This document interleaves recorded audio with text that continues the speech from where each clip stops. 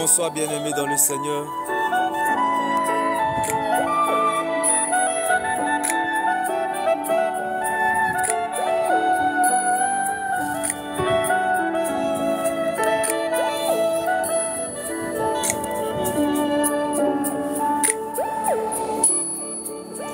Bonjour, bonsoir bien-aimés dans le Seigneur.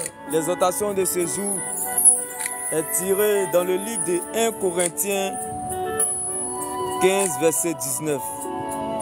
La Bible déclare, si seulement c'est dans cette vie-là que nous espérons en Christ, nous sommes les plus misérables parmi les hommes. J'aime ce que la Bible me dit en 1 Corinthiens 19. La Bible déclare en 1 Corinthiens 15, verset 19, si c'est seulement dans cette vie-là seulement. La Bible déclare en 1 Corinthiens 15, verset 19, si c'est seulement dans cette vie-là seulement, additionnel à l'hôpital. J'aimerais dire à quelqu'un ce jour que tu n'es pas plus parfait que ceux qui jouent la fin du match au cimetière. J'aimerais dire à quelqu'un ce jour que ce qui s'arrête ne peut pas réveiller un mort.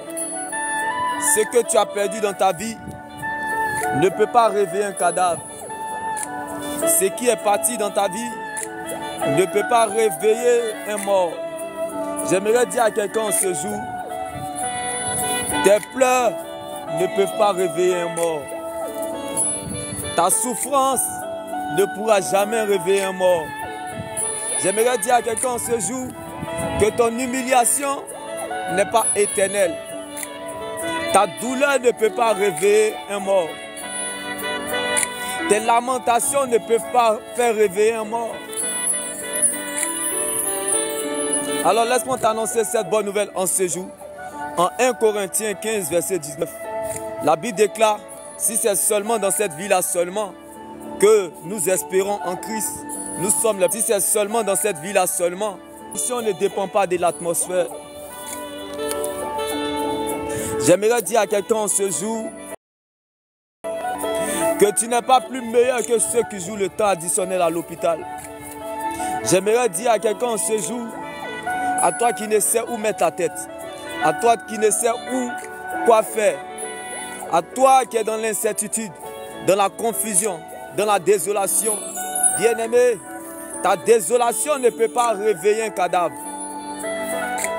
La confusion dans ta vie ne peut pas réveiller un mort. Ce que tu n'as pas encore eu ne peut pas réveiller un mort. Ce que tu cherches, espères ou attends ne peuvent pas réveiller un mort. Alors que la joie du Seigneur soit ta force et ton partage en ce jour. Regarde, de toutes ces choses que tu possèdes, celles que l'argent ne peut pas acheter, le souffle de vie que Dieu te donne avec gratuité, sa fidélité à ton égard, ton réveil, ton sommeil, tu ne feras pas le contraire, bien-aimé. Sois reconnaissant ce jour, bien-aimé. Sois reconnaissant vers Dieu malgré tout. Vois-tu, bien-aimé, il y a certaines choses dans ta vie aujourd'hui, bien-aimé, que tu cherches, espères ou attends. Mais rappelle-toi que les téléphones de 1990 que tu enviais, aujourd'hui, ces téléphones de 1990 n'ont plus de valeur à tes yeux. Tout simplement, juste le Seigneur est en train de t'emmener dans une dimension afin de comprendre que ce que tu cherches, espères ou attends aujourd'hui, même si tu ne l'as pas, rappelle-toi que le téléphone de 1990 que tu enviais, tu n'en vis plus ces téléphones aujourd'hui. Donc, le reste et le meilleur reste à venir. Les bonnes et les meilleures choses viennent toujours après. Si Dieu ne t'a pas encore répondu, même si le Seigneur ne t'a encore rien dit, mais rappelle-toi toujours que les téléphones de 1990 qu'on enviait, aujourd'hui ces téléphones n'ont plus de valeur à mes yeux. Donc, ça sous-entend que ce que je cherche, espère ou attends, même si le Seigneur ne m'a pas encore répondu, mais je sais que, bien-aimé, le meilleur reste toujours à venir. Si Dieu ne m'a pas encore répondu, c'est parce que ce qui me réserve est plus grand que ce que je regarde ou vois aujourd'hui. Bien-aimé, iPhone a attendu son tour C'est pour cela les téléphones de 1990 que tu enviais. Tu n'envies plus ces téléphones de 1990 parce que iPhone a attendu son tour. J'aimerais dire à quelqu'un ce jour bien-aimé de garder la foi. Malgré tes pleurs, garde la foi. Malgré la douleur, garde la foi. Malgré l'inquiétude, garde la foi. Car bien-aimé, ta souffrance ne pourra pas t'envoyer au ciel. Ta souffrance ne pourra pas t'envoyer au ciel. Ta souffrance ne pourra pas réveiller un cadavre. Tes pleurs ne pourront pas te réveiller le jour de ta mort. Ta beauté ne pourra pas te réveiller le jour de ta mort. Ce que tu n'as pas encore eu ne pourra pas te réveiller le jour de ta mort. Ce que tu espères, ce qui te tient tant, qui te fatigue, cette solution que tu cherches, que tu n'obtiens pas, ne pourra pas te réveiller le jour de ta mort. Alors pourquoi tu t'inquiètes, bien-aimé? Si des choses qui sont passagères, si des choses qui sont éphémères, si des choses, bien-aimé, qui seront sans valeur le jour que tu quitteras ce monde. Alors pourquoi t'inquiètes-tu? Ta maladie ne pourra pas t'envoyer, bien-aimé, ne pourra pas, bien-aimé, être à côté de toi le jour de ton enterrement. Bien-aimé, il n'y a pas deux places dans le cercueil. Je n'ai jamais vu quelqu'un qu'on a enterré et puis ils ont collé la souffrance à côté de lui. Je n'ai jamais vu quelqu'un qu'on a enterré et ils ont mis la souffrance, les pleurs, la douleur à côté de lui. Il n'y a pas deux places dans le cercueil. Alors pourquoi m'inquiéter sur ce que je traverse sur la terre? Pourquoi m'inquiéter sur ce que je vis sur la terre, bien-aimé? Pourquoi m'inquiéter de ce que je traverse? Pourtant qu'il n'y a pas deux places dans le cercueil, bien-aimé. Il n'y a pas deux places dans le cercueil. Donc ce que je cherche, espère ou attends, ne pourra jamais, bien-aimé, réveiller un mort. Ce que j'attends, ce que je cherche, cette solution-là même que j'espère, je suis dans la peur, je suis inquiet, ça ne pourra pas réveiller un mort. Alors pourquoi m'inquiéter? Pourquoi me faire souffrir, bien-aimé? Je suis venu parler à toutes ces personnes qui souffrent dans le secret. Bien-aimé, apprends à t'aimer toi-même. Apprends à t'aimer. Il y a des gens qui ne s'aiment pas eux-mêmes. Apprends à t'aimer toi-même. Apprends à prendre soin de toi. Aujourd'hui, bien-aimé, par notre mouvement de l'esprit, aujourd'hui est une journée d'action de grâce. Aujourd'hui, c'est une journée de bien-aimé, de contempler la grâce de Dieu, de contempler la fidélité de Dieu. Beaucoup nous ont quittés très tôt. Il y a des gens que tu as fréquentés avec eux. Il y a des gens que tu as mangé avec eux. Ils ne sont plus de ce monde aujourd'hui. Bien-aimé, ils ne demandent qu'une seule seconde à Dieu pour revenir dans le stade de la vie, là où tu es. Et toi, tu t'inquiètes sur les choses qui ne vont pas t'enterrer. Ta beauté ne va pas t'enterrer. Ton travail ne va pas t'enterrer. Bien-aimé, il n'y a pas deux places dans le cercueil. Je n'ai jamais vu quelqu'un qu'ils ont enterré et puis ils ont mis le travail à côté de lui. Je n'ai jamais vu quelqu'un qu'ils ont enterré. Ils ont mis les grandes voitures, les grandes maisons, les voyages à côté de lui. Je n'ai jamais vu quelqu'un comme ça. Qu'il en soit ainsi dans ta vie, bien-aimé. Retrouve ta joie aujourd'hui. Qu'aucune circonstance t'empêche d'adorer ton Dieu. Que ne permet à aucune circonstance de la vie d'arracher ton adoration. Sois heureux, sois en paix avec toi-même. Bien-aimé, avant d'affronter les réalités terrestres, il faut que tu sois en paix avec toi-même. Il faut que tu sois en paix avec toi-même, bien-aimé. Il y a certaines choses que tu as demandé à Dieu, que tu espères, que tu cherches, que tu attends. Dieu pouvait te donner ces choses-là. Mais bien-aimé, peut-être c'était un accident que tu allais avoir. Peut-être que tu attends. Dieu pouvait te donner ces choses-là. Jésus, il est celui qui voit la fin avant le commencement. Tu as demandé une voiture. Peut-être dans la voiture là, tu vas faire accident. Et depuis ce temps-là, tu fais tout pour avoir une voiture, mais tu n'as pas. Parce que Dieu t'aime. Il sait que si tu te donne une voiture, tu vas faire accident. Alléluia. Tu as demandé une maison. Tu as comme l'impression que tu n'as pas de maison jusqu'à aujourd'hui. Tu es locataire.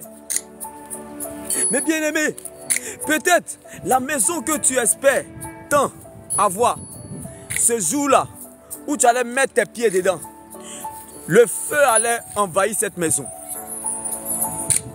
Le visa que tu attendais, ou bien le voyage que tu attendais, peut-être ils allaient avoir crash d'avion.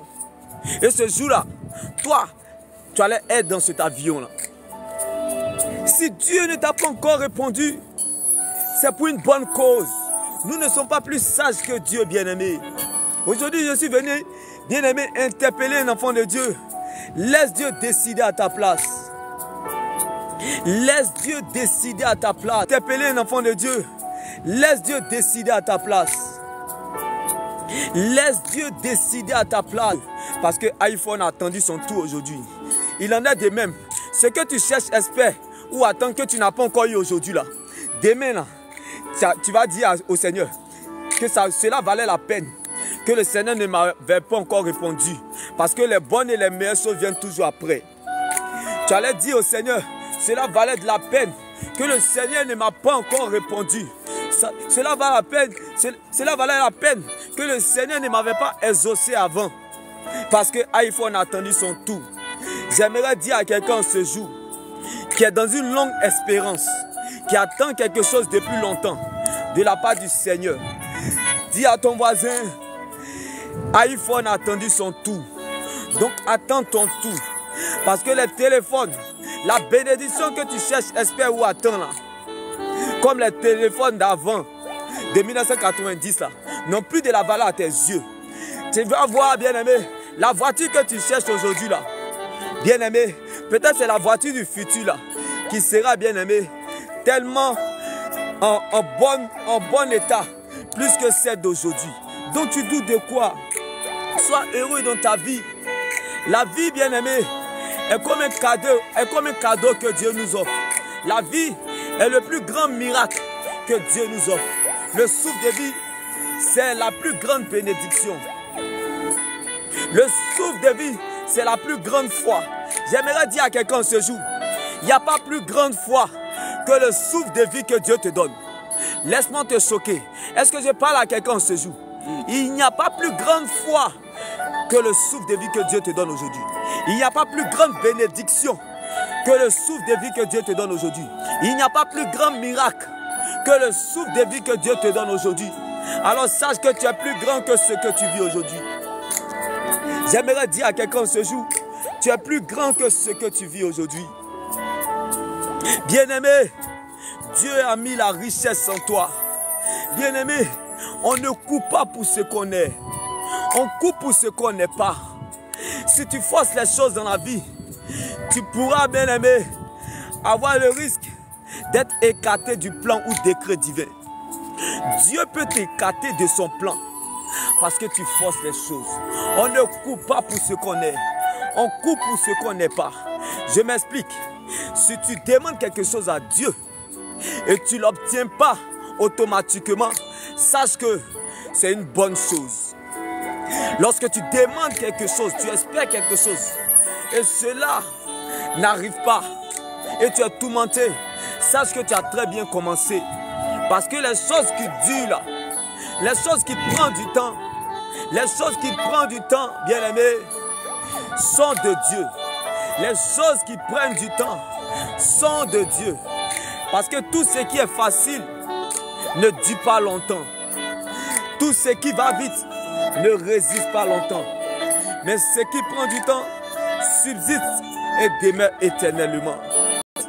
Ne résiste pas longtemps. Mais ce qui prend du temps subsiste et demeure éternellement. La majorité de ceux qui gardent la foi, c'est ceux qui aiment prendre le temps. La majorité de ceux-là qui cultivent la présence de Dieu, c'est ceux-là qui acceptent que ça prenne le temps. Bien-aimé, ta beauté, bien-aimé, ne pourra pas t'accompagner dans la tombe.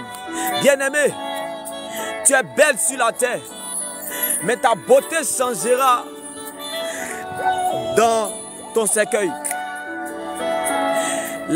Ta beauté changera dans ton cercueil. Tes richesses changeront dans ton cercueil. Tes grandes voitures changeront dans ton cercueil. Tes grandes maisons changeront dans ton cercueil. Tes diplômes, tous tes voyages que tu as obtenus sur la terre, tous tes restaurants par lesquels tu es passé, tu as mangé, tous ces restaurants changeront dans ton cercueil. Laisse-moi te choquer. Mais Jésus ne changera jamais.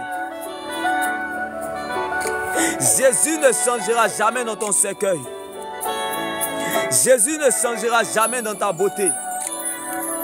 Jésus ne changera jamais dans ta maison. Jésus ne changera jamais, bien-aimé, dans ton voyage, dans ton succès, dans ta réussite. Par contre, toi, ta beauté changera dans le cercueil. Alors pourquoi mettre sa joie si c'est qui changera? Je suis venu envoyer quelqu'un dans une autre dimension. Dans la dimension où tu ne te plains plus contre Dieu. Dans la dimension où tu ne murmures plus contre Dieu. Dans la dimension, bien-aimé, où, bien-aimé, tu ne demandes plus rien à Dieu. Jésus ne pourra pas changer dans ta beauté. Jésus ne pourra pas changer dans ton confort. Jésus ne pourra jamais changer même dans ton cercueil. Mais ta beauté changera dans ton cercueil.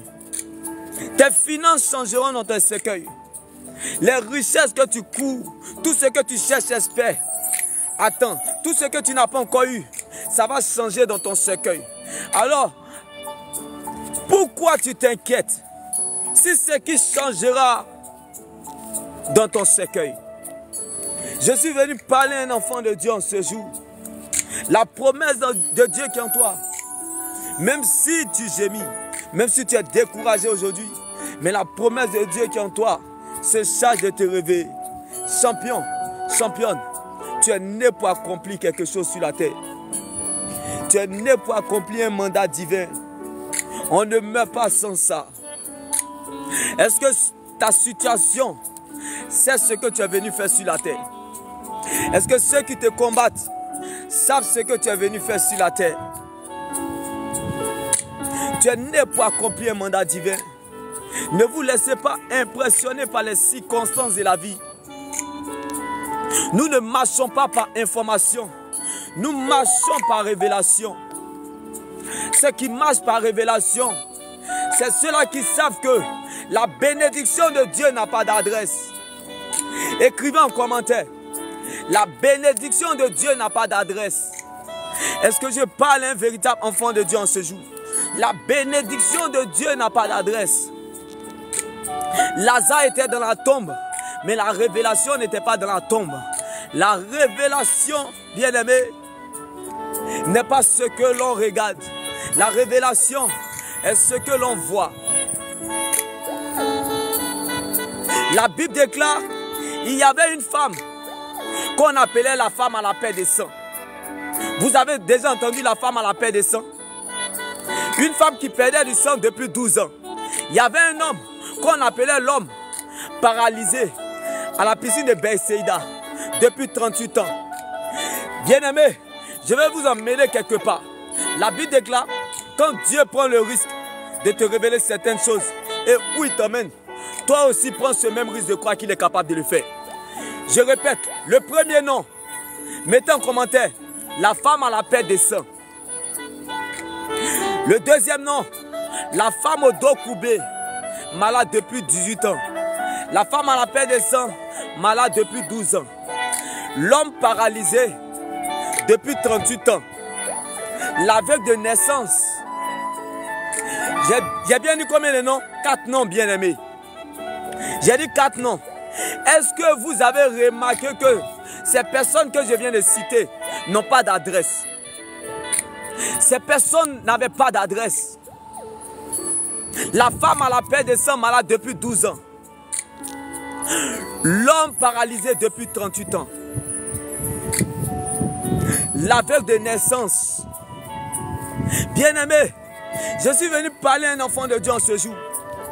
La femme à la paix des sangs, bien-aimé, malade depuis 12 ans, n'avait pas d'adresse. La femme au dos courbé, malade depuis 18 ans, n'avait pas d'adresse. L'homme paralysé depuis 38 ans n'avait pas d'adresse. L'aveugle de naissance n'avait pas d'adresse. Ta bénédiction n'a pas d'adresse.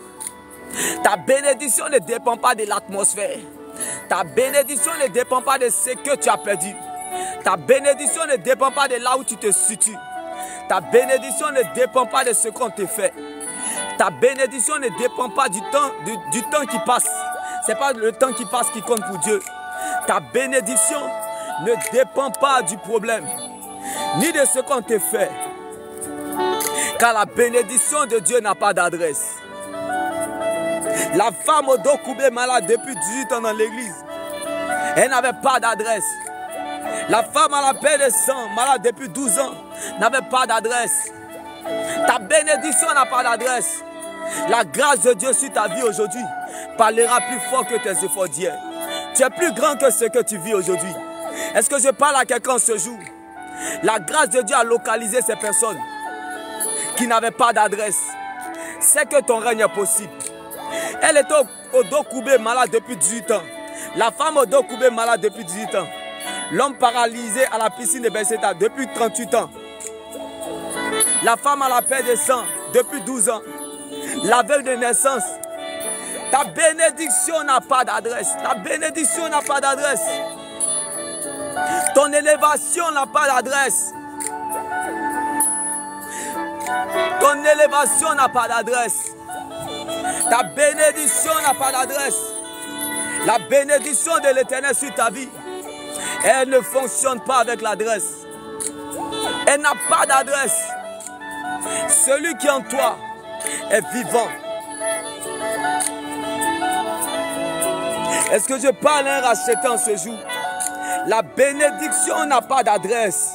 L'élévation n'a pas d'adresse. La grandeur n'a pas d'adresse. Dis à ton voisin, pendant que les gens pensaient et regardaient Joseph comme un insignifiant, Dieu voyait le futur gouverneur de tout l'Égypte. Pendant que les gens pensaient et regardaient David comme un jeune esclave, Dieu voyait le futur roi de tout Israël. Pendant que les gens pensaient et regardaient Élie comme un SDF clochard, sans papier, Dieu voyait un prophète des nations. J'aimerais dire à quelqu'un ce jour, la bénédiction n'a pas d'adresse. La bénédiction n'a pas d'adresse. L'élévation n'a pas d'adresse, bien-aimé. Alors ne te laisse pas impressionner par les hommes de ce que tu vis aujourd'hui. Oui, bien-aimé, je veux t'emmener quelque part. Différents types de foi. Premier type de foi. Premier type de foi, c'est la foi d'un animal. Est-ce qu'on met en commentaire? Nous avons 5 types de foi. Nous allons étudier 5 types de foi en ce jour. Premier type de foi, c'est la foi d'un animal. C'est-à-dire la foi d'un animal, l'organe d'un animal. Ça, c'est la première, bien-aimé, type de foi. Deuxième type de foi, l'organe d'un être humain. Ça, c'est le deuxième type de foi. Troisième type de foi, bien-aimé, c'est la foi d'un païen. Écris en commentaire, c'est quoi la foi d'un païen?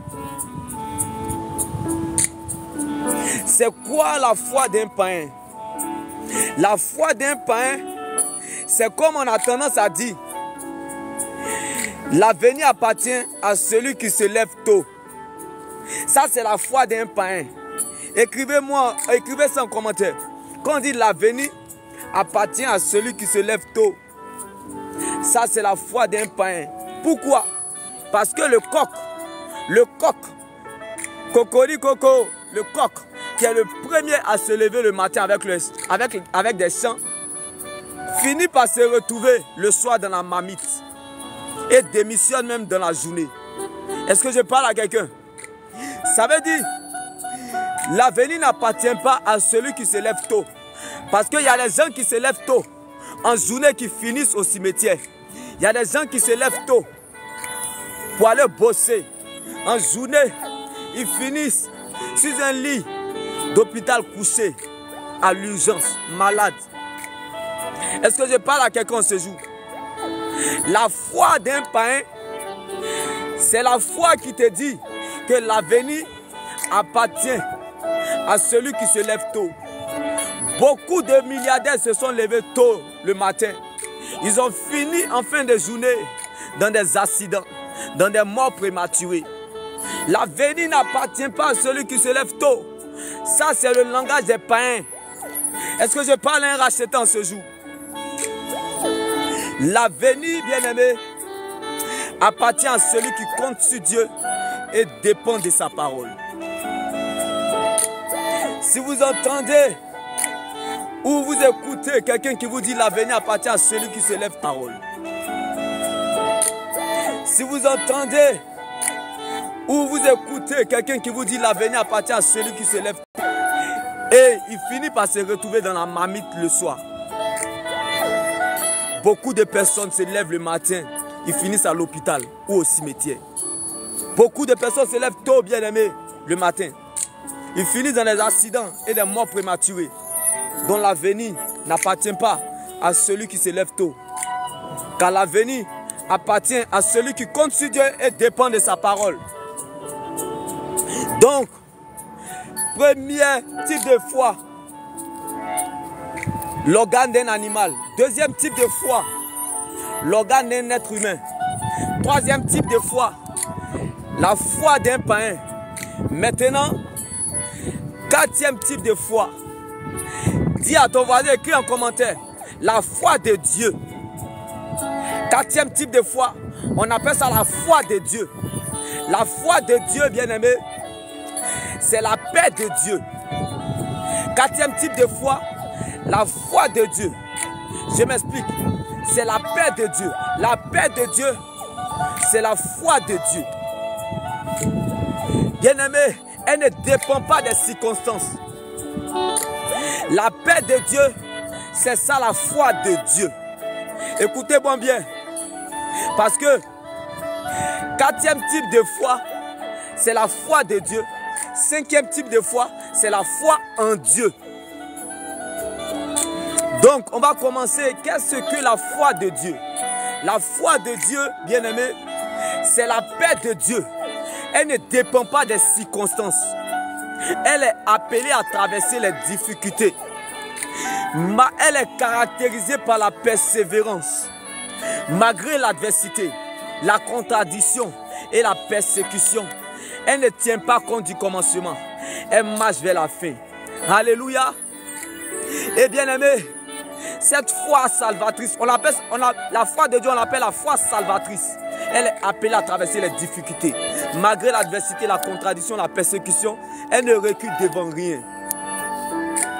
Cette foi, bien-aimée, la Bible pouvait nous le dire, qu'elle ne veillera pas sur ta parole. Elle ne veillera pas sur ma parole, mais elle veillera sur sa parole. Car elle ne se trouve pas à la parole, mais elle se trouve dans sa parole. Et elle ne s'appuie pas sur les ressentis, les émotions et les sentiments, mais plutôt sur ce que Dieu dit. Donc pour marcher avec Dieu, il faut être d'abord sincère. Pour marcher avec Dieu, il faut être d'abord sincère. Ça, c'est la foi de Dieu. Elle entoure ceux qui comptent sur Dieu et dépend de sa parole. Cette foi salvatrice-là, la foi en Dieu, cette paix de Dieu qui ne dépend pas des circonstances, c'est sur ceux, elle s'appuie, elle entoure par son amour ceux qui comptent sur Dieu et dépendent de sa parole. Alors bien-aimés, en cinquième, alors bien-aimés,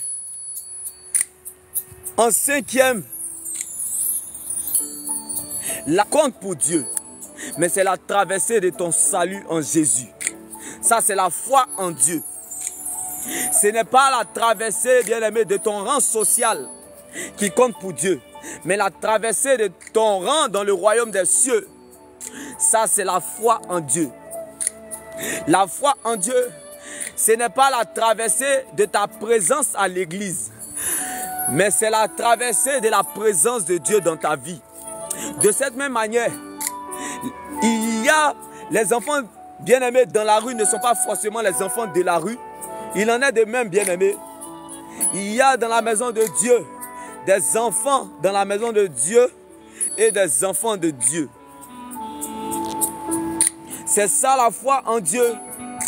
Ce n'est pas la traversée de ta présence à l'église qui compte pour Dieu, mais c'est la traversée de la présence de Dieu dans ta vie. Et comment se fait la traversée de la présence de Dieu dans ta vie? C'est en cultivant la présence de Dieu. C'est-à-dire, la Bible déclare, heureux l'homme qui cherche la présence de Dieu malgré les difficultés. Car Jésus n'abandonne jamais ceux qui le cherchent. Et Dieu ne permettra jamais que ses saints connaissent la décomposition. Car bien aimé, Jésus n'a pas fui la décomposition de Lazare. Jésus n'a pas fui la mauvaise odeur du cadavre de Lazare. Parce que Lazare a gardé la foi. Lazare a gardé la foi malgré l'humiliation de la décomposition. Malgré la décomposition des pleurs. Malgré la décomposition de la douleur. Malgré la décomposition d'une situation pourrie. Lazare a gardé la foi dans la tombe. Je ne sais pas ce qui est décomposé dans ta vie. Mais en gardant la foi, tu cultiveras, bien-aimé, la présence de Dieu. Car vivre avec Dieu, c'est épouser sa parole. Lazare n'a pas épousé la parole des relations dans la tombe. Lazare n'a pas épousé la parole, bien-aimé, de l'argent dans la tombe. Lazare n'a pas épousé la parole, bien-aimé, du confort dans la tombe. Lazare n'a pas épousé la parole du mariage dans la tombe. Lazare n'a pas épousé la parole, bien-aimée, du succès, de la réussite dans la tombe. Lazare n'a pas épousé la parole de ce qu'il cherchait, de ce qu'il espérait ou de ce qu'il attendait dans la tombe. Lazare a épousé la parole, bien-aimée, de Dieu. C'est pour cela la Bible pouvait nous le dire. Lorsque Jésus a dit Lazare sort, et Lazare sortit du tombeau. Ce n'est pas l'argent qui a réveillé Lazare de la tombe. Ce n'est pas les grandes maisons qui ont réveillé Lazare de la tombe. Ce n'est pas les diplômes qui ont réveillé Lazare de la tombe. Ce n'est pas, bien aimé, les voyages, le succès, la réussite qui ont réveillé Lazare de la tombe. Mais c'était plutôt, bien aimé, la voix de Jésus. J'aimerais dire à quelqu'un ce jour, bien aimé, la grâce de Dieu sur ta vie aujourd'hui parlera plus fort que tes efforts d'hier. La grâce de Dieu sur ta vie aujourd'hui parlera plus fort que l'effort des autres. Car les sœurs de Lazare, Marie et Marthe, étaient plus riches que Lazare. Mais la richesse de Lazare était Christ. Je suis venu dire à quelqu'un ce jour, lorsque tu entendras la paix de Dieu, lorsque tu entendras, qu'est-ce que veut dire la foi de Dieu? La foi de Dieu, répète en commentaire, la foi de Dieu, c'est la paix de Dieu qui ne dépend pas des circonstances. Elle n'écoute pas le bruit des circonstances, mais elle s'attache à ce qu'elle croit. Comme la voix de Jésus a ressuscité Lazare, tu retrouveras ce que tu as perdu. Non pas parce que tu as raison, mais parce que tu es sa raison. Bien-aimé, tu es la raison de Dieu à toute une vie. Tu es la raison de Dieu à toutes les réponses. Tu as la raison de Dieu à toutes les questions. Tu es la réponse de Dieu à toutes les questions. Tu es la solution de Dieu à tous les problèmes. Ça, c'est la foi de Dieu. La foi de Dieu, elle ne dépend pas des circonstances. Mais lorsque vous entendez la foi en Dieu, lorsque vous entendez la foi en Dieu nous fait référence à l'éternité. La foi en Dieu parle de l'éternité. La foi en Dieu, la royauté ne se vit pas à l'extérieur, mais plutôt à l'intérieur du royaume, dans sa parole. Donc il est impossible pour un réfugié de se retrouver à la royauté. La foi en Dieu nous parle de l'éternité. Alors ne laisse personne te priver de ton éternité, qui est l'enjeu majeur de ton existence. Reste focalisé sur le Seigneur Jésus-Christ seul, car la preuve, la valeur et la raison de ton existence, c'est ton salut en Jésus. J'espère que, bien-aimés, vous avez compris cette leçon, bien-aimés. Il y a 5 types de foi. Premier type de foi, l'organe est un animal. Deuxième type de foi, l'organe est un être humain. Troisième type de foi, c'est la foi d'un païen. C'est-à-dire, la foi d'un païen, c'est celui-là qui a tendance à dire que l'avenir appartient à celui qui se lève tôt. Il y a beaucoup de personnes qui se lèvent tôt, mais qui finissent morts prématurés, dans l'accident ou au cimetière en fin de journée. L'avenir appartient à celui qui compte sur Dieu et dépend de sa parole. Ça, c'est la foi de Dieu. La foi de Dieu, même si tu es en décomposition dans la tombe, mais tu gardes la foi. Même si tu es dans l'incertitude, dans la confusion, dans la désolation, tu gardes la foi. Voyez-vous, bien-aimés, pourquoi dans la parole de Dieu, Dieu a toujours dit aux gens, il dit croyez sans l'avoir vu, vous les verrez s'accomplir. J'aimerais dire à quelqu'un, Dieu est souverain. Dieu ne peut jamais mal finir ce qu'il a bien commencé. Car il ne commence jamais quelque chose sans l'achever. Donc quand Dieu te dit, crois sans l'avoir vu, et vous les verrez à l'accomplissement, Dieu est en train de te faire comprendre. Celui qui ne va pas voir afin de croire, celui-là, le ciel peut compter sur lui. Parce que le jour que le ciel ne les ose pas, il va toujours aimer Dieu. Ça, c'est le plan de Dieu pour tous les enfants de Dieu sur la terre. Ce n'est pas en vain que Dieu dit croyez seulement. Croyez, même quand tu ne vois rien là, c'est là il faut croire. Bien-aimé, la foi de Dieu là, elle se manifeste dans la vie des enfants de Dieu lorsqu'ils acceptent de vivre sans réponse de Dieu. Si tu n'acceptes pas de ton vivant sur la terre à apprendre à vivre sans réponse de Dieu, tu ne vas jamais apprendre à compter sur Dieu ou dépendre de sa parole. Parce que Dieu est souverain. Dieu est tellement sage que nous. Il voit la fin avant le commencement. Bien-aimé, si tu voyais afin de croire, bien-aimé, tu ne vas plus compter sur Dieu dans le futur. Bien-aimé, tu vas devenir Dieu.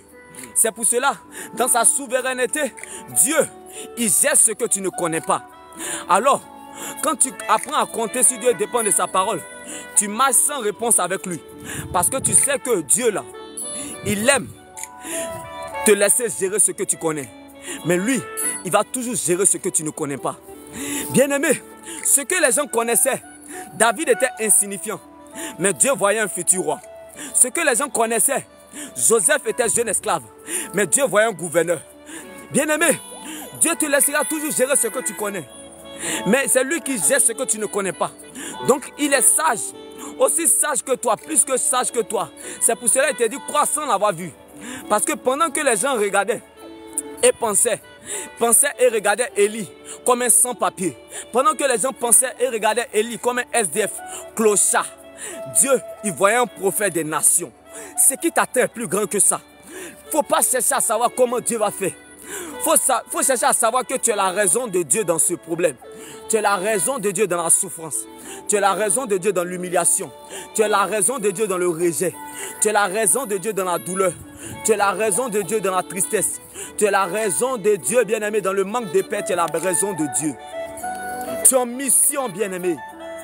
Tu es venu faire quelque chose sur la terre. Jacob était venu faire quelque chose dans la souffrance. David était venu faire quelque chose dans la douleur. Joseph était venu faire quelque chose dans les pleurs. J'aimerais dire à quelqu'un ce jour, il n'y a aucune situation dans la vie qui doit t'intimider. Il n'y a aucune situation, il n'y a aucun bruit. Ce que l'on dit sur toi, ce que l'on raconte sur toi, ce que l'on a déterminé sur toi, le ciel ne prendra jamais en compte. Le ciel prend en compte ce que l'éternité a décidé sur toi. Dis à ton voisin en ce jour, même si je suis en décomposition comme Lazare, dans cette situation, c'est l'éternité qui décide à ma place. Écris en commentaire, même si je suis en décomposition comme Lazare, dans la tombe des périodes difficiles, dans la tombe de la douleur, dans la tombe de l'inquiétude, c'est l'éternité qui décidera à ma place, comme la résurrection et la vie de Lazare. Bien-aimés, apprenez à croire, à avoir la foi de Dieu. La foi de Dieu, c'est une paix qui ne dépend pas des circonstances. David, il avait la paix de Dieu. Bien-aimé, il avait la foi de Dieu dans la vallée. C'est-à-dire, David avait la joie dans la vallée. Parce qu'il avait la paix de Dieu. Cette paix-là, elle ne tient pas compte des circonstances. Elle ne regarde pas à ce qu'elle voit, mais elle s'attache à ce qu'elle croit. Écris en commentaire, la foi ne regarde pas à ce qu'elle voit, mais elle s'attache à ce qu'elle croit. Lazare était en décomposition, mais il s'attachait à ce qu'il croyait. Ce n'est pas les maisons qui ont réveillé Lazare de la tombe. Ce n'est pas l'argent qui a réveillé Lazare de la tombe. Ce n'est pas la beauté qui a réveillé Lazare de la tombe. Ce n'est pas, bien aimé, les richesses de ce monde qui ont réveillé Lazare de la tombe. C'était la voix de Jésus. J'aimerais dire à quelqu'un ce jour, la promesse de Dieu qui est en toi se charge de te réveiller en ce jour. Même si on t'affaiblit, même si on te ralentit, laisse-moi t'annoncer cette bonne nouvelle. La foi, elle ne regarde pas ce qu'on voit. La foi, bien-aimé, elle s'attache à ce qu'on croit. La foi s'attache à ce qu'on croit. Pourquoi Jésus dit croyez sans l'avoir vu? Pourquoi Jésus dit croyez sans l'avoir vu? Parce que pendant que les gens étaient en train de regarder Joseph comme un jeune esclave, Dieu voyait, bien-aimé, un gouverneur. Dieu, il aime te laisser gérer ce que tu ne connais pas. Écris en commentaire, je ne sais pas ta situation, mais laisse Dieu gérer ce que tu ne connais pas. Car Lazare demandait la guérison, mais Jésus avait prévu sa résurrection. Vous voyez, ceux qui n'ont pas la foi, c'est parce qu'ils n'ont pas accepté de laisser Dieu gérer ce qu'ils ne connaissent pas. Et ils veulent chercher toujours à connaître avant Dieu. C'est pour cela qu'ils perdent la foi. Ils se disent qu'ils ont la foi, mais ils s'arrêtent en chemin parce qu'ils n'ont pas accepté, ils n'ont pas décidé de laisser Dieu gérer ce qu'ils ne connaissent pas. Lazare a laissé Dieu gérer ce qu'il ne connaissait pas. Il a reçu sa résurrection. Joseph, jeune esclave, il a laissé Dieu gérer ce qu'il ne connaissait pas. Il a fini gouverneur. David était insignifiant dans la vallée. Il a laissé Dieu gérer ce qu'il ne connaissait pas. Il a fini à la royauté. Daniel était dans la fosse au lion. Il a laissé Dieu gérer ce qu'il ne connaissait pas. Il a fini à la présidence. Bien-aimé, apprenez, bien-aimé, à laisser Dieu gérer ce que vous ne connaissez pas. C'est ce qu'on appelle la foi de Dieu. C'est une paix de Dieu. Elle ne dépend pas des circonstances. Les sœurs de Lazare sont venues dire à Jésus, mais Jésus, c'est trop tard, c'est pourri, c'est fini, il sent déjà. La foi de Dieu, bien-aimé, elle n'écoute pas les circonstances.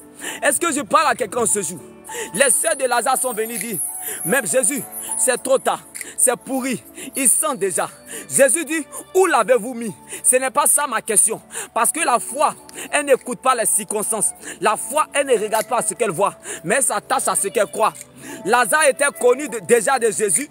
Il était reconnu pour sa résurrection et la vie. Bien-aimé, dans cette situation de décomposition de ta situation, même si ta situation est en décomposition, tu es déjà connu de Jésus et reconnu pour ta résurrection et la vie.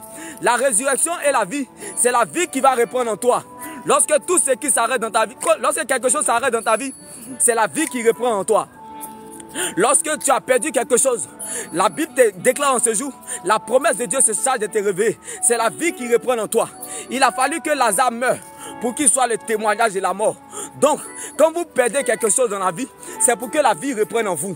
Dieu veut vous donner une autre vie. Dieu veut réécrire ton histoire. Quand tu vois qu'une histoire de ta vie est fermée, c'est parce que Dieu veut ouvrir une autre histoire. Est-ce que je parle à quelqu'un ce jour? Oui, bien-aimé, la mort a fermé la porte à Lazare. Jésus a, bien-aimé, a prévu sa résurrection. Lorsque vous voyez une porte se ferme, c'est parce que Dieu veut ouvrir une autre porte. Lorsqu'une porte se ferme, Dieu veut ouvrir une porte. Si vous voyez quelqu'un qui a échoué, comme Simon, si vous voyez quelqu'un qui a échoué comme Simon, c'est parce qu'il va réussir comme Pierre. Si vous voyez quelqu'un qui est descendu comme Moïse, c'est parce qu'il doit monter à la table des rois. Si vous voyez quelqu'un bien-aimé qui a perdu comme Jacob, c'est parce qu'il doit descendre comme Moïse. C'est parce qu'il doit monter à la table des rois. Si vous voyez quelqu'un bien-aimé qui a perdu comme Jacob, c'est parce qu'il doit être dans une situation. Beaucoup de personnes qui ont la foi et qui s'arrêtent en chemin, c'est parce qu'ils n'ont pas accepté de perdre le contrôle de la situation. Il y a beaucoup de personnes qui ne veulent pas accepter de perdre leur raison. Il y a beaucoup de personnes qui ne veulent pas accepter de perdre leur dignité, leur honneur, pour que Dieu prenne le contrôle de la situation. Ils veulent toujours savoir ce que Dieu va ce qu'ils ne connaissent pas, là, ils veulent toujours savoir de Dieu. Bien-aimé, Dieu ne marche pas avec ceux qui cherchent à savoir ce qu'ils ne connaissent pas. Dieu cherche les gens qui vont toujours s'apitoyer sur ce qu'ils savent. mais Dieu leur réserve le meilleur. Dieu te laissera toujours gérer ce que tu connais. Mais lui là, il te dit de le laisser gérer ce que tu ne connais pas.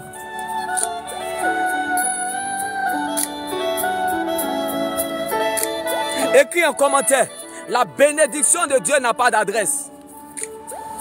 La femme qui perdait du sang depuis 12 ans. La femme au dos courbé, malade depuis 18 ans. L'homme paralysé à la piscine de Bethsaïda. L'aveugle de naissance. Tous ces noms cités n'avaient pas d'adresse. Mais Dieu s'est souvenu d'eux.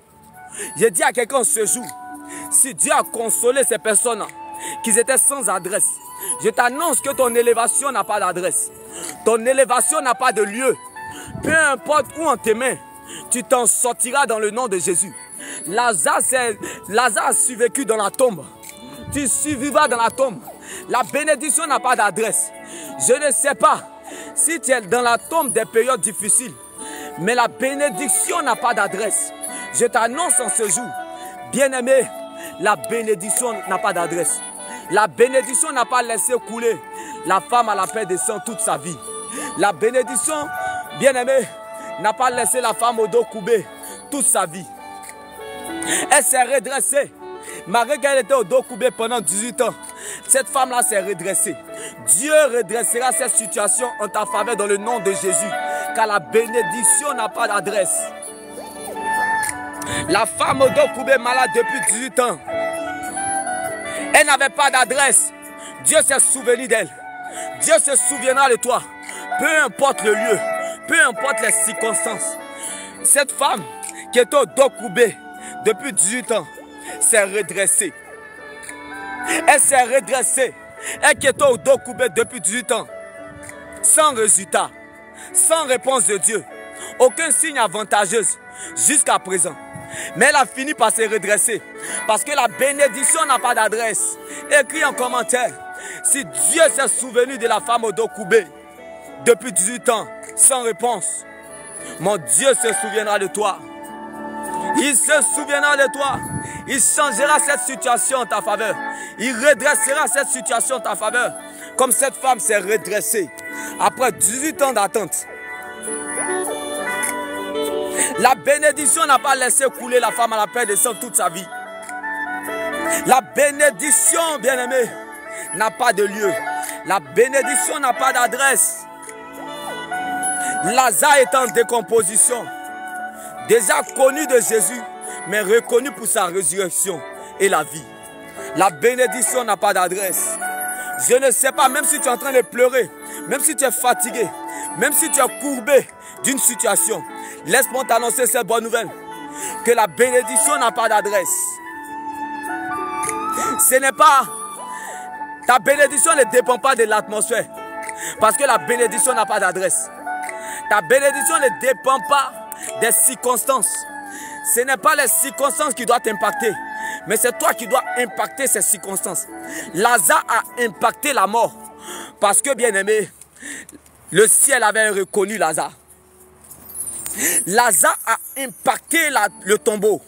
Dis à ton voisin, je ne sais pas dans quelle tombe de période difficile tu es, mais Lazare a impacté le tombeau.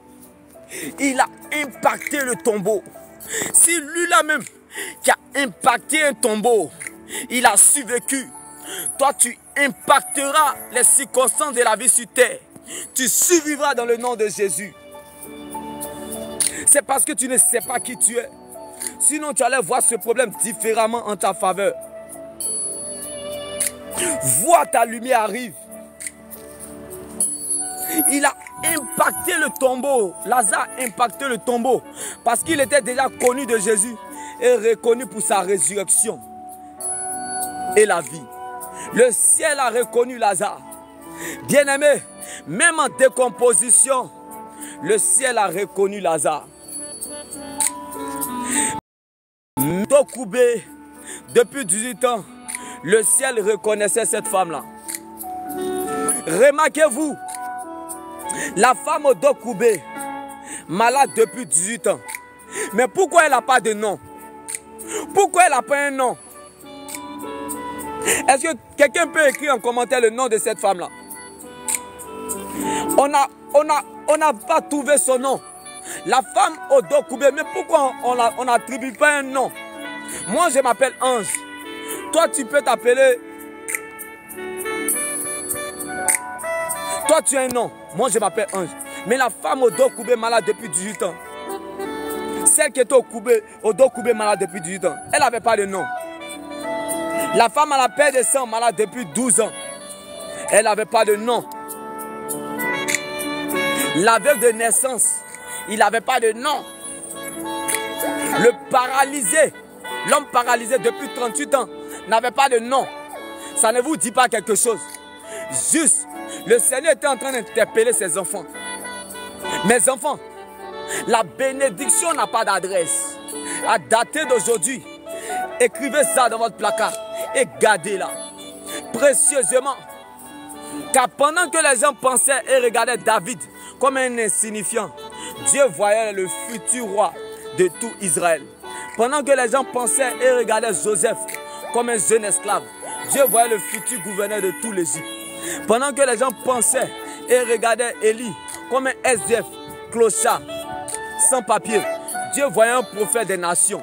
La bénédiction n'a pas d'adresse. J'aimerais dire à quelqu'un ce jour. Si Dieu s'est souvenu de ces personnes, il se souviendra de toi. La Bible pouvait nous le dire. Jésus est né dans une mangeoire. Jésus est né dans une mangeoire.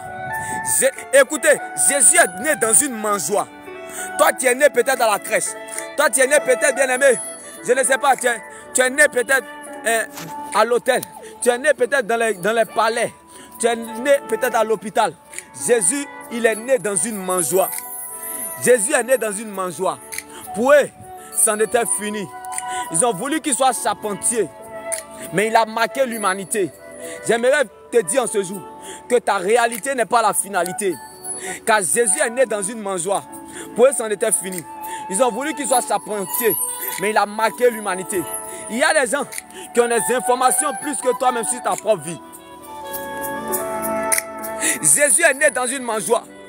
Pour eux, c'en était fini. Ils ont voulu qu'il soit charpentier, mais il a marqué l'humanité. Donc tu ne t'arrêteras pas là, car la réalité n'est pas la vérité. Donc ta réalité n'est pas la finalité, car la destinée n'est pas la destination.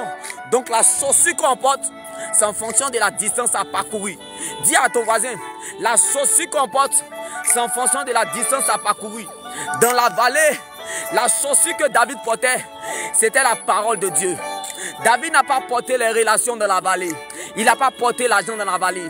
Il n'a pas porté, bien aimé, les grandes maisons, les grandes voitures dans la vallée. David n'a pas porté, bien aimé, il a porté la parole de Dieu.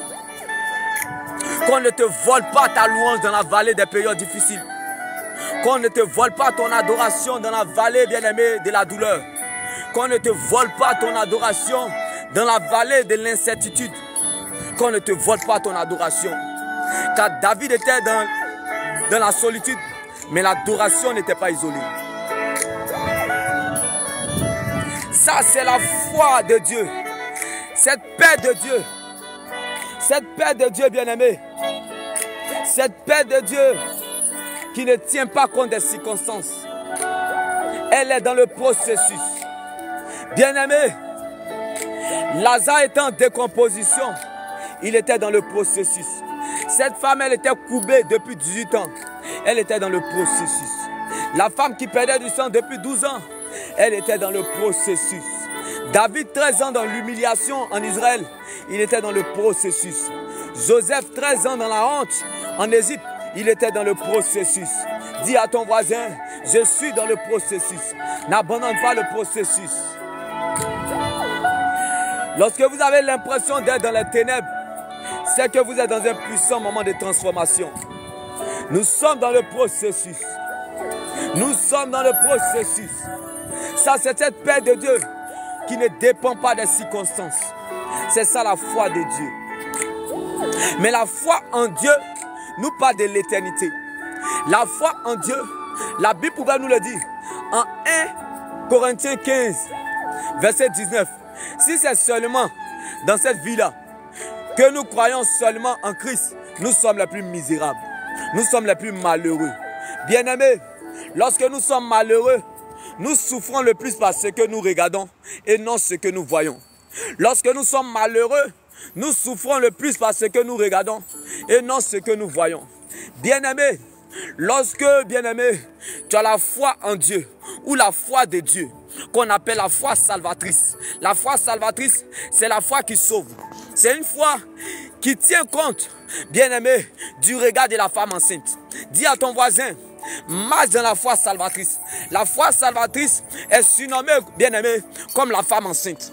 La femme enceinte, elle ne tient pas compte de ses douleurs pendant ses périodes de grossesse. C'est ça la foi salvatrice. Jésus a toujours, bien-aimé, appelé cette foi salvatrice-là la foi qui sauve. Parce que, bien-aimé, l'homme était conçu par la femme. L'homme est sorti de la femme. La Bible déclare, quand tu veux voir, il faut savoir regarder. Si tu veux être spirituel, attache-toi à la foi salvatrice. La foi, bien-aimé, d'une femme enceinte. La femme enceinte, bien-aimé, est l'exemple dans la Bible que Dieu utilise. Jésus utilisait l'image de la femme enceinte pour attirer tous ses enfants à la spiritualité. Pour leur faire comprendre, nous sommes dans un monde d'où si tu refuses d'être contrôlé, dominé ou manipulé, attends-toi au rejet. Attends-toi au rejet. Comme une femme enceinte. La femme enceinte, elle ne tient pas compte de la douleur pendant ces périodes de grossesse. Dis à ton voisin, je ne sais pas ce que tu vis, mais marche vers la fin comme une femme enceinte. Je ne sais pas ce que tu traverses, mais marche vers la fin comme la femme enceinte. La femme enceinte, elle est comme un être spirituel. L'être spirituel ne tient pas compte du commencement. L'être spirituel ne tient pas compte, bien-aimé, du spirit. Il ne tient pas compte, bien-aimé, du processus. L'homme spirituel ne tient pas compte des bruits des circonstances.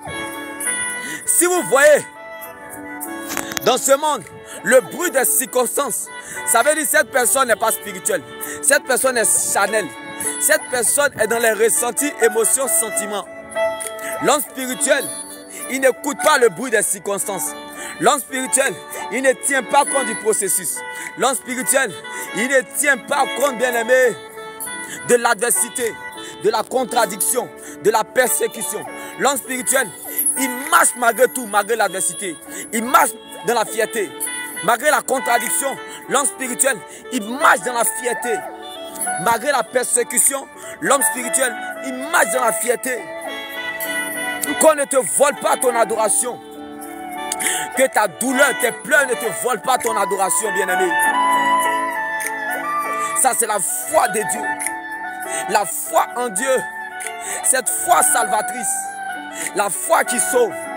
La foi qui est surnommée le chemin de la femme enceinte.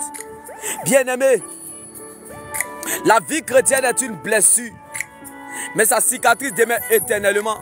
C'est ça qui est doux. Le début sucré, le milieu amer, mais la fin glorieuse. Bien-aimé, en Jésus, nous avons 3 saisons. Je ne sais pas dans quelle saison tu te trouves, mais en Jésus, nous avons 3 saisons. Dans notre vie sur la terre, en Jésus, nous avons 3 saisons. Peu importe le monde là où tu te situes, en Jésus, nous avons 3 saisons. La première saison, on appelle le début sucré, le chemin. La Bible déclare, Jésus dit, je suis le chemin, la vérité et la vie. Jésus dit, je suis le chemin, la vérité et la vie. On va commencer. Le chemin, c'est le début. Jésus dit, je suis le chemin, la vérité et la vie. On va commencer. Le chemin, c'est le début. Parce que, bien-aimé, le Saint-Esprit sur toi est un signe d'amour selon Dieu. Parce que tu es le résultat de l'amour inexplicable de Dieu. Alors, aimer Dieu, c'est d'abord le connaître. On appelle ça l'étape du demander. La vérité, le milieu amer. Le milieu amer, bien-aimé, est la face cachée de l'alliance. Le désert révèle la valeur d'une personne. Le Saint-Esprit en toi, parce que Dieu veut travailler avec toi. Le Saint-Esprit veut travailler avec toi, est signe de grandeur. est signe, bien-aimé, de grandeur. La grandeur ne surprend pas les grands. Alors marcher avec Dieu, bien-aimé, c'est d'abord être sincère. Marcher avec Dieu, c'est d'abord être sincère. Chacun pense qu'il se conduit toujours bien, mais c'est le Seigneur qui connaît le fond du cœur. C'est la sincérité qui attire l'attention de Dieu. Quand nous marchons, bien-aimé, quand nous marchons dans la sincérité, nos problèmes s'en vont de manière inimaginable. Quand nous marchons avec Dieu dans la sincérité, nos problèmes s'en vont de manière inimaginable. David a marché avec Dieu dans la sincérité. Nos problèmes s'en vont de manière inimaginable. David a marché avec Dieu dans la sincérité dans la prison. Il s'est retrouvé au palais. Daniel a marché avec sincérité avec Dieu dans la fosse au lion. Il s'est retrouvé à la présidence. Ça, bien-aimé, c'est la vérité. Le milieu amer la face cachée de l'alliance. Le désert révèle la valeur d'une personne. La valeur d'un homme, ce sont ses principes. Et lorsque ces principes ne sont pas respectés, il y a forcément des dégâts. Le désert est un lieu de rencontre avec Dieu. Le désert est une formation pour un enfant de Dieu. Les périodes difficiles sont comme, c'est comme l'école pour un enfant de Dieu. C'est dans le désert, bien-aimé, que l'enfant de Dieu bâtit sa foi. C'est dans le désert, bien-aimé, est comme un service militaire pour tout enfant de Dieu. Bien-aimé, la souffrance était un service militaire pour Jacob. Il est devenu Israël. Il a fallu que Jacob souffre pour qu'il soit le témoignage de la souffrance. J'aimerais dire à quelqu'un ce jour, dans tout ce qui t'arrive, c'est pour qu'en toi tous puissent voir ce que Dieu est capable de faire. La bénédiction n'a pas d'adresse. Comme cette femme qui perdait du sang depuis 12 ans. C'est pour qu'en toi, tous puissent voir ce que Dieu est capable de faire. Comme cette femme au dos courbé malade depuis 18 ans. C'est pour qu'en toi, tous puissent voir ce que Dieu est capable de faire. Comme David dans la vallée, comme Sarah dans la douleur, comme Anne dans les pleurs, comme Rebecca dans la tristesse, comme Abraham dans la désolation, comme Bartimée dans le désespoir, comme Isaac dans la solitude. C'est pour qu'en toi, tous puissent voir ce que Dieu est capable de faire. Comme Jonas dans le vent du poisson. C'est pour qu'en toi, tous puissent voir ce que Dieu est capable de faire. Comme Daniel dans la fosse au lion. C'est pour qu'en toi, tous puissent voir ce que Dieu est capable de faire. La bénédiction n'a pas d'adresse. L'élévation n'a pas de lieu. Joseph a été élevé en prison. David a été élevé dans la vallée. Daniel a été élevé dans la fosse au lion. Ton élévation n'a pas d'adresse. Peu importe le lieu, ce n'est pas le lieu qui doit t'influencer, mais c'est toi qui dois impacter le lieu. Tu dois influencer le lieu. Car David a influencé la vallée. Joseph a influencé la prison. Daniel a influencé la fosse au lion. Écris en commentaire. La foi, c'est de défier ses défis. La foi, c'est de défier ses défis. La foi, bien-aimé, c'est de troubler ses troubles. C'est de troubler ses troubles. Comme David dans la bataille contre Goliath, l'Éternel est devenu sauveur.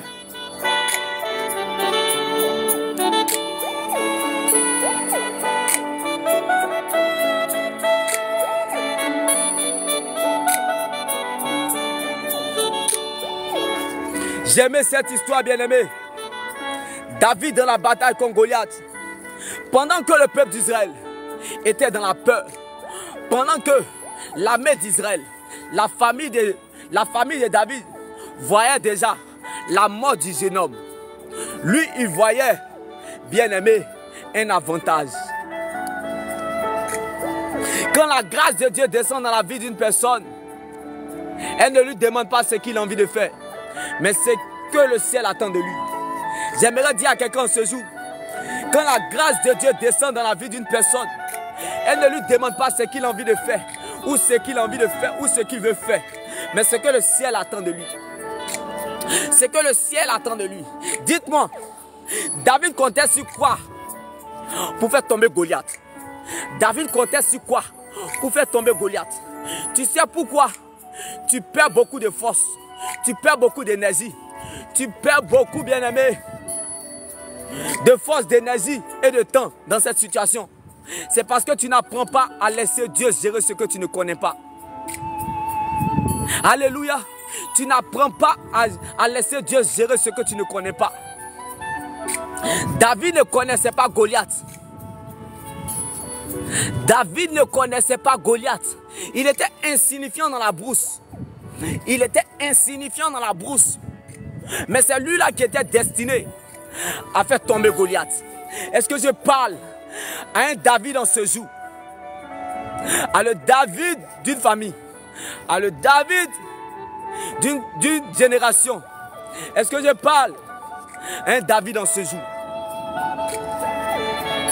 Pendant qu'il était insignifiant dans la forêt, pendant que, bien-aimé, il était un clochard, il était un sans-papier, il était un SDF, il n'était même pas, bien-aimé, le bien-aimé dans sa famille, insignifiant dans la brousse.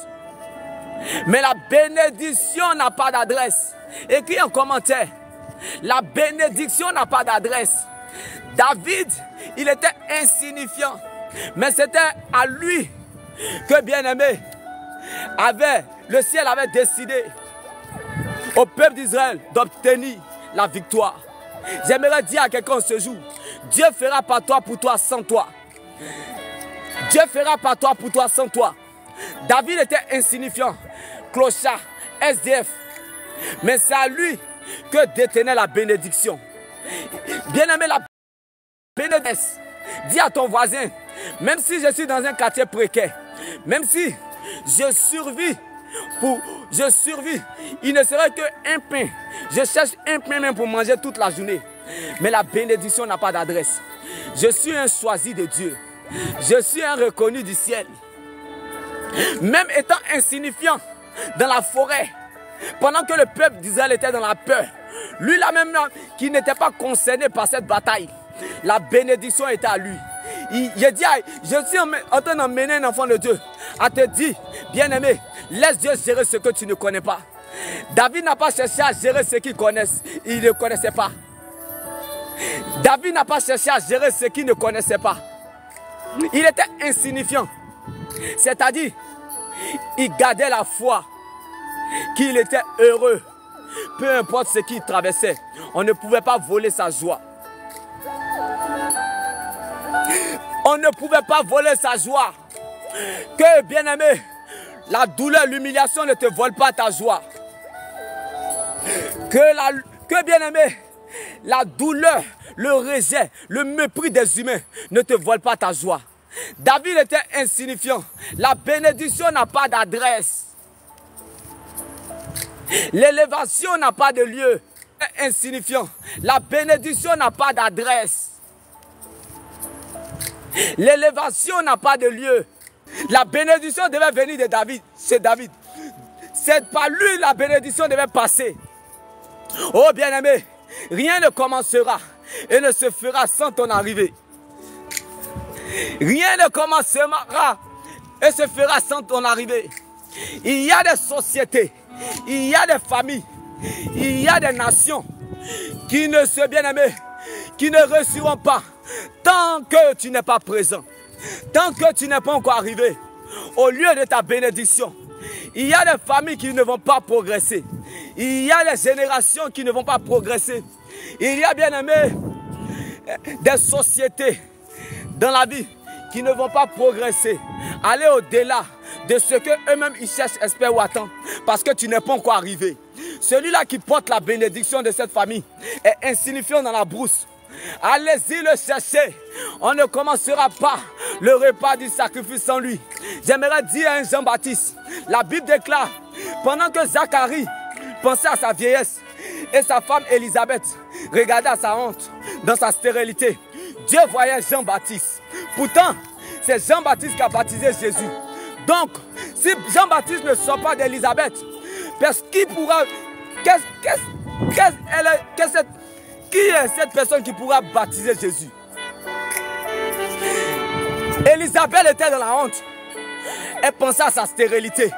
Mais elle ne savait pas que dans son ventre se cachait Jean-Baptiste. Elle était stérile. Mais si Élisabeth voulait regarder à la parole de sa honte, elle n'aurait pas enfanté son Jean-Baptiste. Pourtant, c'est Jean-Baptiste qui a baptisé Jésus. Donc, si Jean-Baptiste, la bénédiction d'Élisabeth, que Jean-Baptiste ne sort pas d'elle, Jésus ne serait pas baptisé. J'aimerais dire à quelqu'un ce jour, à quelqu'un qui recherche quelque chose, à quelqu'un qui attend quelque chose, comme Élisabeth, ton Jean-Baptiste, tant que cette bénédiction-là, tu n'as pas, ta famille ne pourra pas bouger. La société ne pourra pas bouger. Même la nation ne pourra pas bouger sans toi. Sans ton arrivée, rien ne se fera et ne commencera sans ton arrivée. Parce que la bénédiction n'a pas d'adresse. Est-ce que je parle à un enfant de Dieu en ce jour? Est-ce que je parle à un racheté en ce jour? La paix de Dieu ne dépend pas des circonstances. Elle perdait du sang depuis 12 ans. Elle perdait du sang depuis 12 ans. Elle n'avait pas d'adresse. La femme au dos coupé depuis 18 ans. Elle était au dos coupé depuis 18 ans. Elle n'avait pas d'adresse. Qui peut nous donner le nom de toutes ces personnes? La femme au dos coupé, malade depuis 18 ans. La femme à la paix de sang depuis 12 ans. L'homme paralysé depuis 38 ans. L'aveugle de naissance. Qui peut me donner le nom de ces personnes? J'aimerais te dire, si Dieu a consolé ces personnes, la bénédiction n'a pas d'adresse. Mon Dieu se souviendra de toi aussi. L'autre, elle était courbée depuis 18 ans. L'autre, elle perdait du sang depuis 12 ans. L'autre, il était aveugle depuis sa naissance. L'autre, il était paralysé depuis 38 ans. Quelle que soit cette longue attente, je t'annonce en ce jour que la promesse de Dieu qui est en toi se charge de te réveiller. Tu es né pour accomplir un mandat divin. On ne meurt pas sans ça. Tu es né pour ça.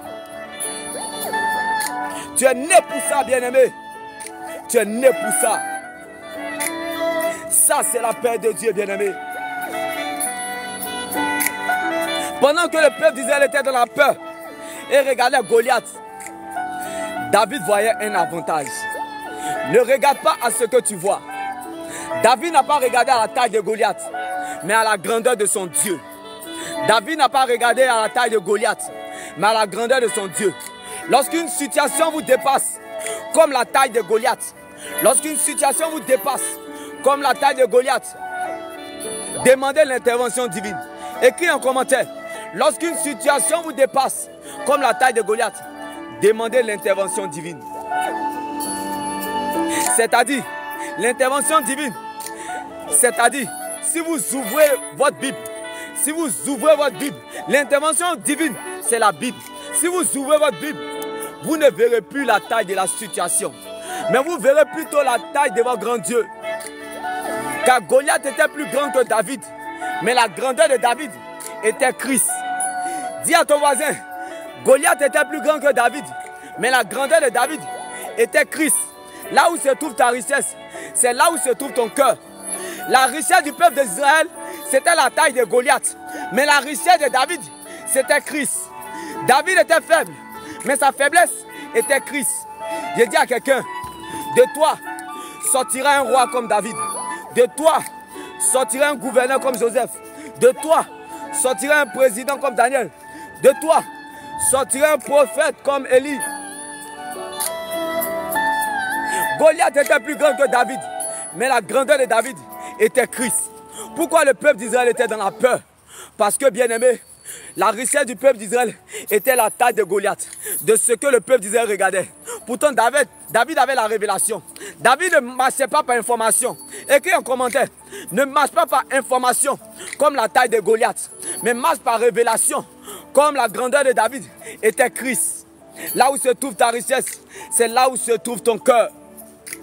Oui, même quelle que soit la taille de mon problème, on ne me volera pas mon adoration. David pouvait nous le dire, la Bible pouvait nous le dire. David, dans la bataille contre Goliath, il dit contre toi, je viens au nom de Jésus. Bien-aimé, la taille de Goliath n'a pas volé l'adoration de David. L'adoration de David dans la bataille contre Goliath était le nom de Jésus. La louange de David dans la bataille contre Goliath était le nom de Jésus. C'est pour cela, dans la bataille contre Goliath, l'Éternel est devenu serveur. Bien-aimé, Tu veux que l'Éternel soit sévère dans ta situation. Tu veux que l'Éternel soit sévère dans tes pleurs. Tu veux que l'Éternel soit sévère dans ta douleur. Bien-aimé, qu'on ne te vole pas ta louange. Qu'on ne te vole pas ton adoration. Car bien-aimé, l'adoration de David dans la bataille contre Goliath était Jésus. Il a dit à David, David a dit à Goliath, je viens contre toi au nom de l'Éternel. Bien-aimé, l'adoration de David dans la bataille contre Goliath était le nom de Jésus. Était le nom de Jésus. On peut t'enlever tout, mais qu'on ne te prend pas ton Jésus. Tu peux tout perdre, mais refuse de perdre sa présence. David a refusé de perdre le nom de Jésus dans la bataille contre Goliath. C'est pour cela que l'Éternel est devenu sévère. Tu ne peux pas servir si tu n'es pas sévère. Bien-aimé, laisse Dieu te conduire dans le processus. C'est-à-dire, si tu vois que tu es fatigué de ta situation, sache que c'est un signe d'amour selon Dieu. Si tu es fatigué d'une situation, sache que c'est un signe d'amour selon Dieu. Pour les spirituels, quand une personne est fatiguée, on sait que cette personne, Dieu a son amour sur cette personne. Aucun spirituel de ce monde, il va voir quelqu'un qui est fatigué d'une situation et puis il ne sait pas ce pour lequel cette personne a appelé. Quand une personne est fatiguée d'une situation, sachez que Dieu veut déverser son amour sur cette personne. Le Saint-Esprit sur lui. Dieu veut utiliser cette personne. Est-ce que je parle à toutes ces personnes qui sont fatiguées en ce jour d'une situation? Dieu veut t'utiliser. Comprends la portée spirituelle de ce message. Ne marche pas par information, marche par révélation. La fatigue, c'est l'information. Mais nous ne marchons pas par la vue, par la foi. Quand une personne est fatiguée dans sa vie, Dieu veut déverser son amour sur cette personne. Dieu veut utiliser cette personne. Maintenant, quand quelqu'un est chargé, Dieu veut, bien aimé, travailler avec cette personne. Le Saint-Esprit veut marcher avec cette personne. Je ne sais pas si tu es fatigué ou chargé, mais si tu es fatigué, c'est parce que Dieu veut t'utiliser. Il veut déverser son amour sur ta vie. Et si tu es chargé, parce que le Saint-Esprit veut marcher avec toi. Le Saint-Esprit veut que tu sois sincère, parce qu'il veut déverser son esprit en toi. Dieu veut inculquer son esprit, bien-aimé, dans ton estomac, dans ton intestin. Il veut bâtir quelque chose à l'intérieur de toi. Si tu es chargé, parce que ce que Dieu cherche, il veut bâtir en toi, a plus de valeur que ce qu'il veut te donner. Maintenant, pour celui-là qui est épuisé, écris en commentaire, ça fait peur. Si quelqu'un est épuisé d'une situation, respectez-lui. Si vous voyez dans votre entourage quelqu'un qui est épuisé d'une situation, respectez cette personne. Parce que cette personne passe en classe supérieure. Écrivez en commentaire, si quelqu'un est épuisé d'une situation, cette personne dans le monde spirituel passe en classe supérieure. C'est une personne que Dieu veut déverser sa présence. Dieu veut opérer. Voyez-vous, celui qui est fatigué, Dieu veut déverser son amour. Celui qui est chargé, Dieu veut marcher avec lui. Mais d'abord, cette personne doit être sincère. Maintenant, celui-là qui est épuisé, lui là, on l'appelle, ce sont les gens de la dernière pluie. Ce sont les gens qui sont nés en dernière position. Ceux-là, Dieu veut opérer avec eux. Ce sont les têtus d'une famille.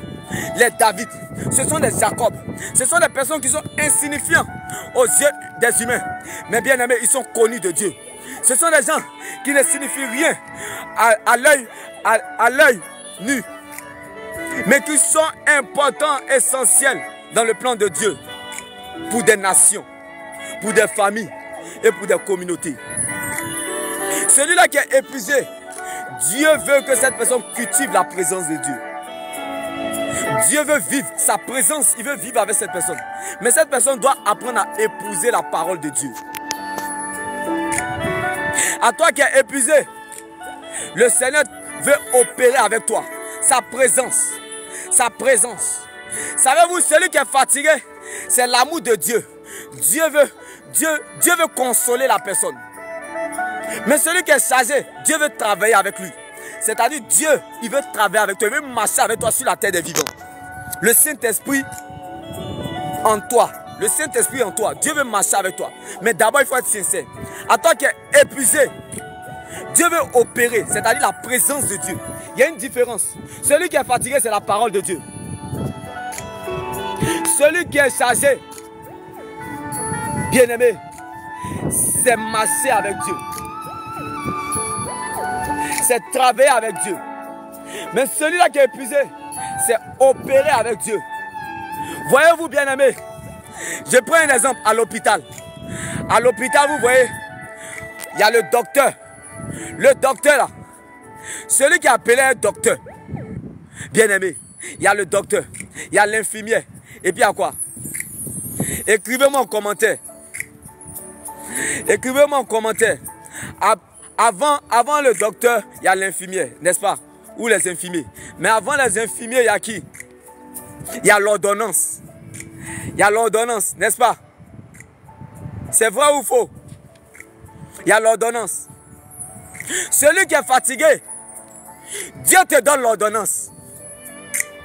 Dieu te donne son ordonnance. L'ordonnance de Dieu, c'est le chemin. Quand quelqu'un est fatigué d'une situation, Dieu te transmet son ordonnance, son amour. Il a besoin de toi. Dieu veut t'utiliser. Dieu veut t'utiliser. À celui qui est fatigué d'une situation, c'est l'ordonnance.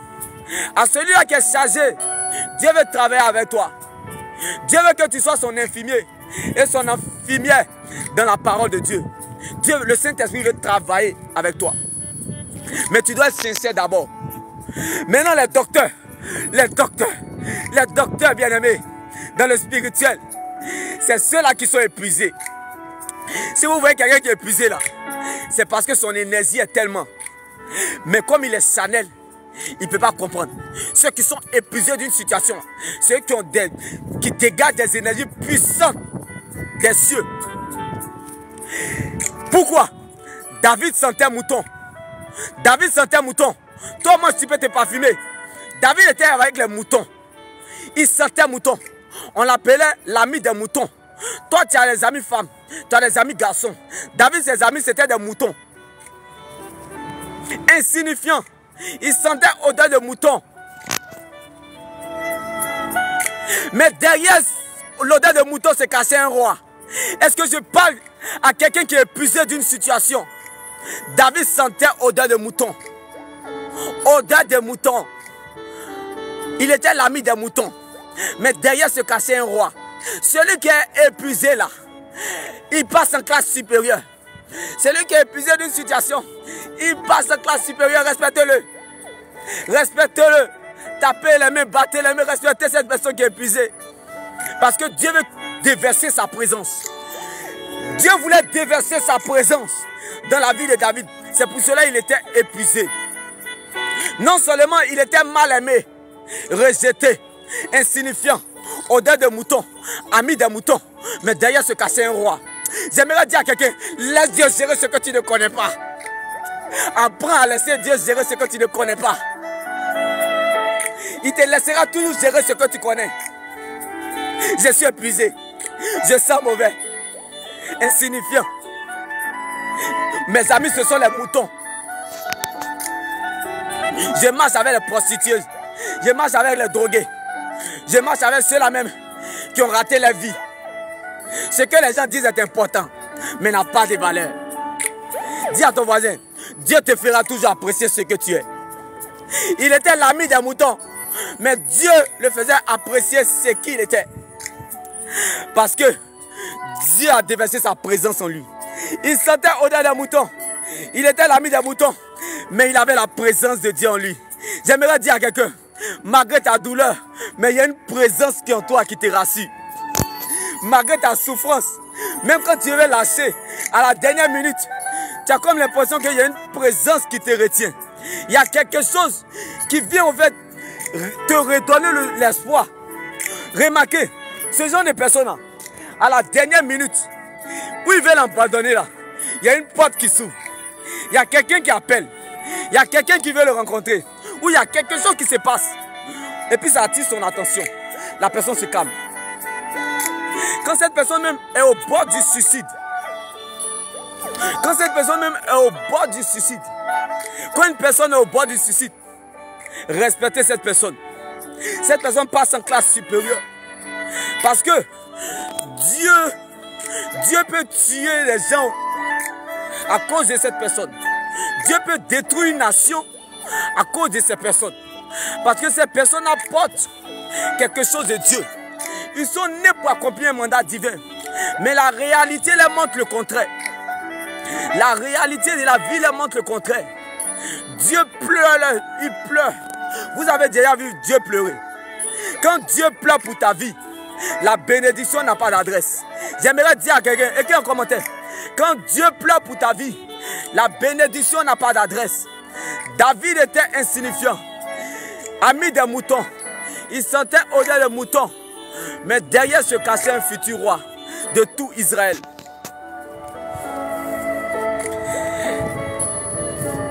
Quand Dieu pleure pour ta vie, c'est parce que ta situation est tellement épuisante. Dieu veut cultiver sa présence dans ta vie.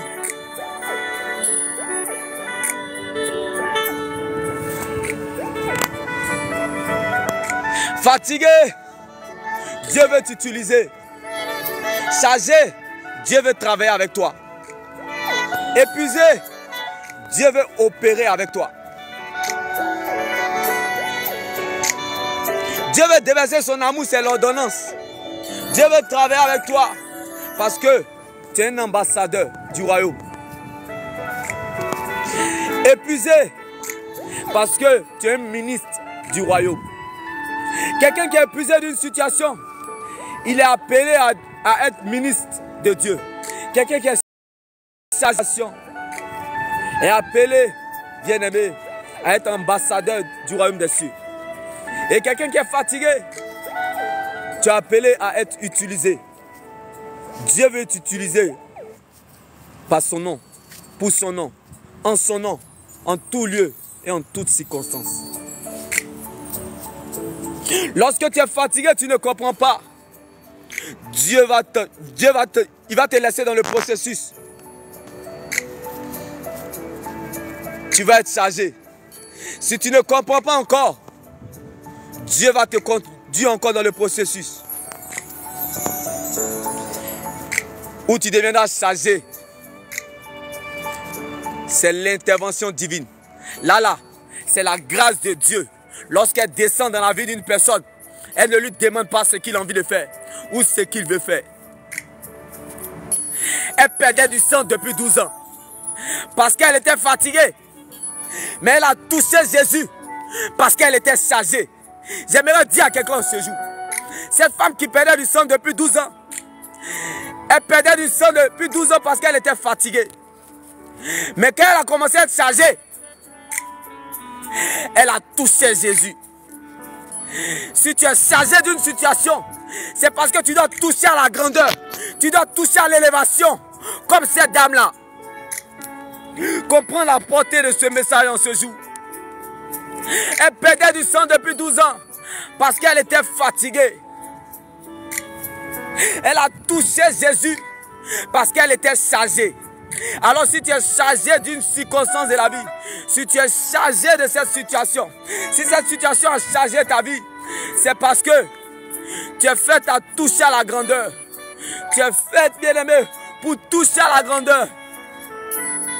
C'est parce que tu dois toucher à la grandeur que cette situation a chargé ta vie. Qu'est-ce que tu ne comprends pas?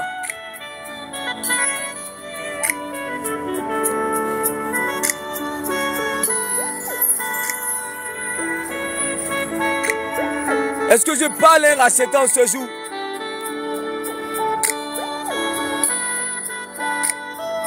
Est-ce que je parle à un rachetant ce jour? Demeurez bénis, bien-aimés dans le Seigneur. Pour tous vos messages d'encouragement, demeurez bénis. Et retenez que la bénédiction n'a pas d'adresse. Elle était chargée. C'est pour cela qu'elle a touché Jésus. Elle a touché Jésus parce qu'elle était chargée. Elle était chargée. Elle était chargée parce qu'elle devait toucher à la grandeur. La grandeur, c'était Jésus. Comme cette femme qui perdait du sang a touché Jésus. Et automatiquement, elle fut guérie. Automatiquement, elle reçut sa guérison. Il en est de même, bien-aimé. Si tu es fatigué, Après toi, prépare-toi, bien-aimé, à recevoir son amour. Si tu es chargé, prépare-toi à la grandeur. Au lieu de pleurer, prépare-toi à la grandeur. Cette femme, elle était chargée. C'est pour cela qu'elle a touché Jésus. Si tu es chargé, c'est parce que tu dois toucher à la grandeur. Donc la foi, elle ne regarde pas ce que l'on cherche. Comme cette femme qui cherchait sa guérison. Mais la foi, elle voit ce que l'on prépare. Donc si tu es fatigué, prépare-toi à recevoir son amour. Si tu es chargé, prépare-toi à la grandeur. Comme cette femme qui perdait du sang depuis 12 ans a touché Jésus et automatiquement, elle fut guérie. Et si tu es épuisé, prépare-toi à l'élévation. Prépare-toi à l'élévation. Toi, tu es ce genre de personnes qui doivent cultiver la présence de Dieu. Si tu es chargé, c'est parce que tu dois cultiver, bien-aimé, la marche avec le Saint-Esprit. Et si tu es fatigué, c'est parce que, bien-aimé, tu dois cultiver son amour. Fatigué, cultiver son amour. Chargé, cultiver sa marche avec le Saint-Esprit. Et bien-aimé, épuisé, cultiver sa présence. La parole de Dieu, le Saint-Esprit et la présence de Dieu. Voici, bien-aimé, ces trois identités que le diable ne peut pas résister avec toi. Il ne pourra pas résister avec toi. Peu importe le lieu et les circonstances. Si tu épouses la parole de Dieu, tu marches avec sincérité et la présence de Dieu est à tes côtés. Dans la bataille contre Goliath, l'Éternel deviendra sévère. L'Éternel deviendra sévère, bien-aimé. Voyez-vous, bien-aimé, il n'y avait plus d'espoir. Et pourtant, Abraham a espéré. J'aimerais dire à quelqu'un ce jour, il n'y avait plus d'espoir. Et pourtant, Abraham a espéré. Ça veut dire, en Jésus, quand tu ne vois rien, c'est là il faut croire. Écris en commentaire, il n'y avait plus d'espoir. Et pourtant, Abraham a espéré. En Jésus, quand tu ne vois plus rien, quand tout est fini, quand tu ne sais où mettre la tête ou quoi faire, c'est là il faut croire. C'est là il faut croire. Sinon, tu ne vis plus la foi. La Bible déclare, celui qui pense trop à sa vie ne vit plus pour Dieu. Celui qui fait la volonté du diable, c'est celui-là qui pense trop à sa vie, c'est celui-là qui pense trop à son passé. Si vous voyez dans votre entourage, ou dans votre famille, ou un proche à vous, qui pense trop à sa vie, dites-lui, c'est un piège, c'est une mort prématurée qui rôde sur ta vie. La mort prématurée te cherche. Dis à quelqu'un, si tu penses trop à ta vie, tu ne vis plus le plan de Dieu. Tu n'es plus dans le plan de Dieu sur la terre. Parce qu'il n'avait plus d'espoir. Et Abraham a espéré. Donc quand tu penses trop à quelque chose, tu n'es plus dans la volonté de Dieu. La volonté de Dieu, c'est de laisser Dieu gérer ce que tu ne connais pas. Pendant qu'Abraham était dans sa vieillesse et pensait à Ismaël et regardait Isaac, Dieu voyait des nations. Pendant que Abraham dans sa vieillesse pensait à Ismaël et regardait Isaac, Dieu voyait des nations.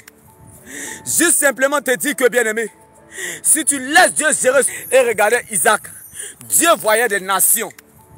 Juste simplement te dire que, bien-aimé, si tu laisses Dieu gérer à Ismaël, comme toi tu penses à ton problème, et il regardait Isaac, comme toi tu regardes ce qu'on dit de toi, ce qu'on pense sur toi, ce qu'on raconte sur toi. Mais Dieu voyait des nations. Abraham a regardé, mais Dieu a vu. J'aimerais dire à quelqu'un ce jour, tu peux regarder ta situation, mais vois en vérité ce que tu deviendras. Tu peux regarder ta situation comme Abraham a regardé Isaac, mais Dieu voyait des nations. Ce que Dieu te réserve est plus grand que ce que tu regardes ou vois aujourd'hui. J'aimerais dire à quelqu'un, tu es plus grand que ce que tu vis aujourd'hui. Abraham était plus grand que ce qu'il vivait. Malgré qu'il était vieux et qu'il n'avait pas d'espoir. Et qu'il regardait Isaac, il regardait Ismaël, mais Dieu voyait des nations. Tu es plus grand que ce que tu vis aujourd'hui. Regarde la situation, mais vois en vérité qui tu es et qui est ton Dieu. Vous voyez, le problème n'est pas le problème. Le problème n'est pas ce qu'on te fait. Mais le problème là, est ce que tu es. C'est parce que tu ne sais pas qui tu es. Sinon tu allais voir ce problème différemment en ta faveur. Lorsque vous voyez un lion et vous voyez l'antilope, écrivez-moi en commentaire. Entre le lion et l'antilope, qui doit poursuivre son ami? Écrivez-moi en commentaire si vous me suivez bien.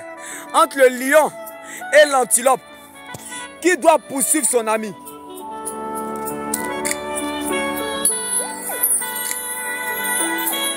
Lorsque vous voyez une rencontre entre le lion et l'antilope, qui doit poursuivre son ami?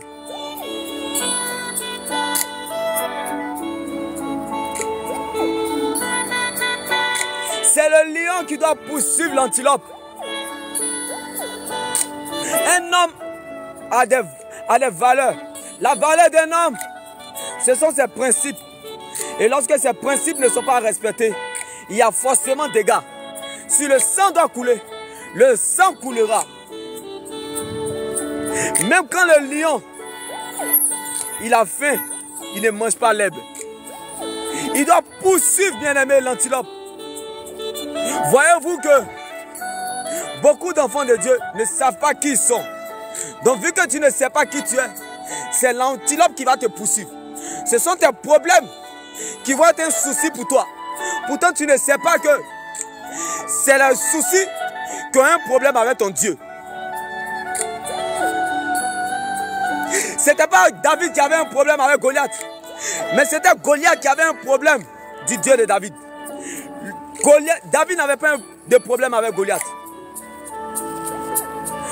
David n'avait pas de problème avec Goliath. Mais c'est Goliath qui avait un grand problème. Qui avait un problème avec le grand Dieu de David. Parce que la Bible pouvait nous le dire. Que c'est Goliath qui a révélé David. Donc l'abondance de nos problèmes là. Ça veut dire que Dieu est avec toi. C'est Goliath qui a révélé David. Donc l'abondance de tes problèmes. Ça veut dire que Dieu est avec toi. C'est-à-dire, il dit venez à moi. Vous qui êtes fatigués, chargés. Il a dit fatigué, chargé. Quand vous voyez quelqu'un est chargé, c'est parce que Dieu est avec cette personne. Il dit venez à moi, vous tous qui êtes fatigués, chargés. Quand vous voyez quelqu'un fatigué, Dieu veut déverser son amour. Si cette personne est chargée, Dieu veut travailler avec cette personne. C'est Dieu qui a dit dans sa parole. Si les problèmes viennent à toi, c'est parce que tu es chargé en Dieu. Si ce problème vient dans ta vie, c'est parce que tu es chargé en Dieu. Mais toi, tu ne sais pas que tu es chargé. Tu ne sais pas que tu es une lionne. Tu ne sais pas que tu es un lion.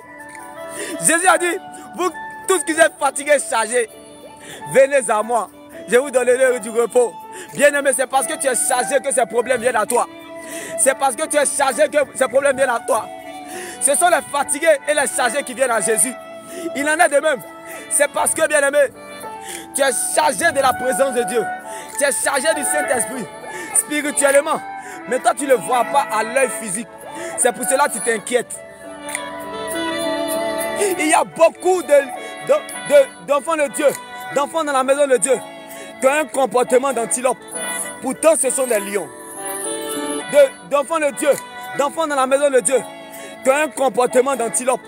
Pourtant, ce sont des lions. Reviens à ton identité réelle. Reviens à ta place. Tu es fatigué, chargé parce que tu n'es pas encore à ta place. Tu es épuisé parce que tu n'es pas encore à ta place.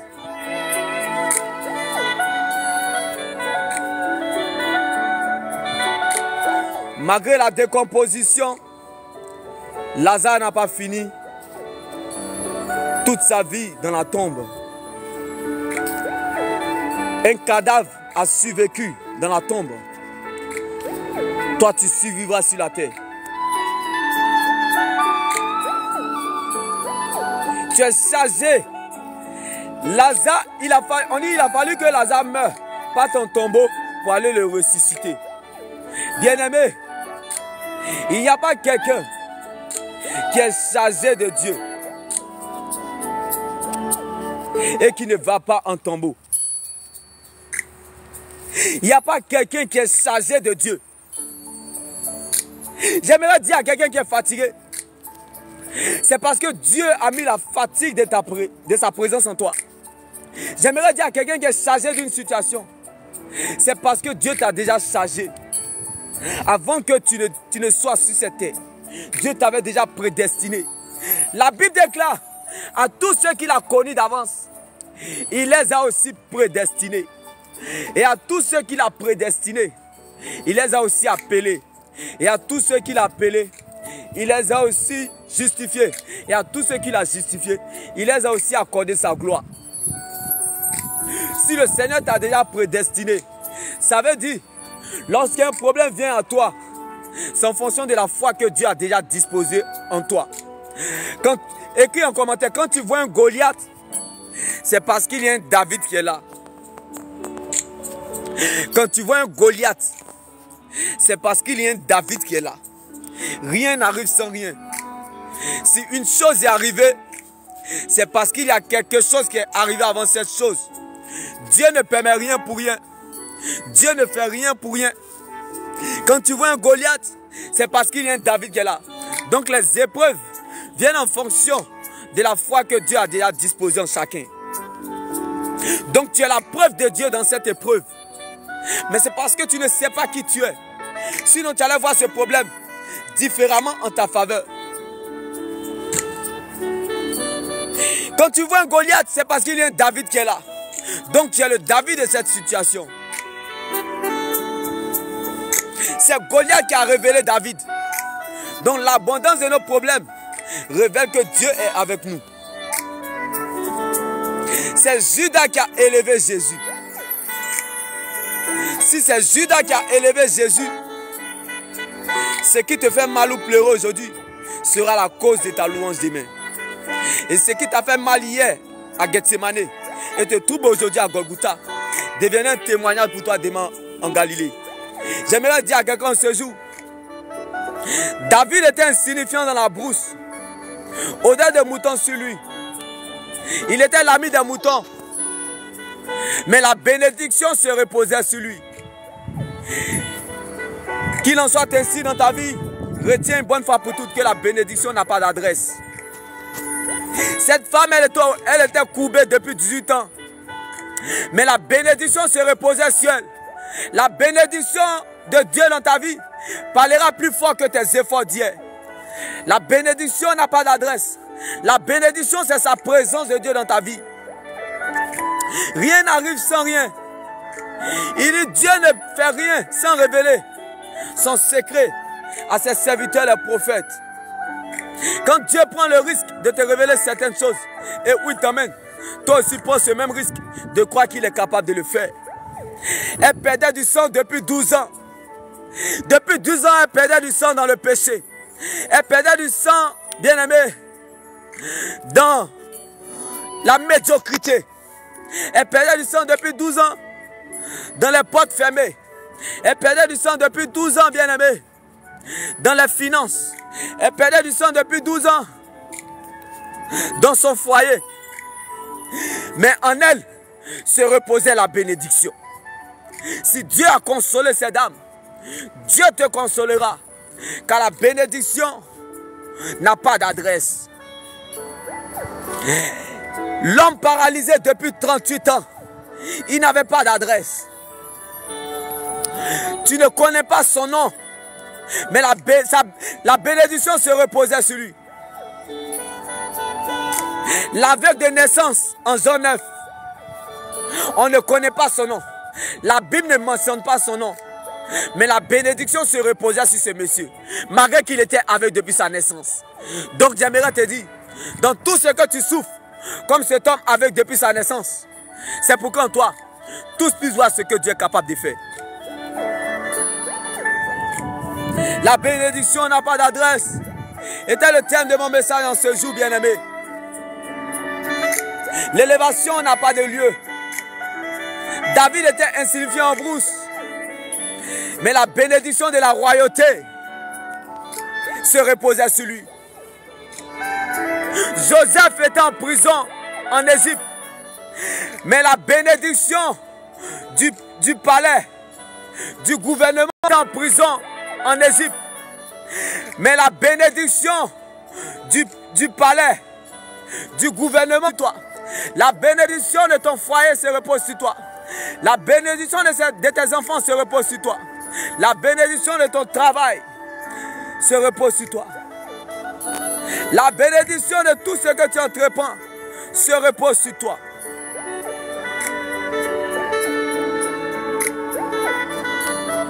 Daniel était dans la fosse au lion. Daniel était dans la fosse au lion. Combien de lions ont dû tuer des hommes? Combien de lions ont dû dévorer des hommes? Mais aucun lion n'a pu toucher Daniel. Aucun lion n'a pu tuer Daniel à cause de l'atmosphère de l'alliance. À cause de l'atmosphère de l'alliance. Même dans la fosse au lion, la bénédiction n'a pas d'adresse. Combien de lions ont dû tuer des hommes? Mais aucun lion n'a pu toucher Daniel, n'a pu tuer Daniel à cause de l'atmosphère de l'alliance. À cause de l'atmosphère de l'alliance. Quelqu'un quelque part, mon Dieu le visite à cause de l'atmosphère de l'alliance. Combien de lions ont dû tuer des hommes? Mais aucun lion n'a pu tuer Daniel dans la fosse au lion. Parce que la bénédiction n'a pas d'adresse. Même les obstacles deviennent des avantages. Daniel était dans la fosse au lion. Mais la bénédiction de la présidence se reposait sur Daniel. L'étoile de la présidence se reposait sur Daniel. L'élévation de la présidence se reposait sur Daniel. La réussite de la présidence se reposait sur Daniel. Le succès de la présidence se reposait sur Daniel. J'aimerais dire à quelqu'un qui souffre dans le silence, la bénédiction de certaines destinées se repose sur toi, dont tu ne peux pas mourir. On ne meurt pas sans avoir accompli un mandat divin sur la terre. On ne meurt pas sans ça. Tu es né pour ça. Alors on peut t'affaiblir, on peut te ralentir, mais la promesse de Dieu qui est en toi se charge de te réveiller aujourd'hui. Champion, championne, la promesse de Dieu ne meurt pas. Elle ne pourrit pas. Elle n'est pas périmée. Elle n'a pas d'âge. Mais elle est destinataire. C'est bel et bien toi. La promesse de Dieu est comme un message que ton esprit a capté. Et lorsque ton esprit a capté ce message, tu cours avec ça.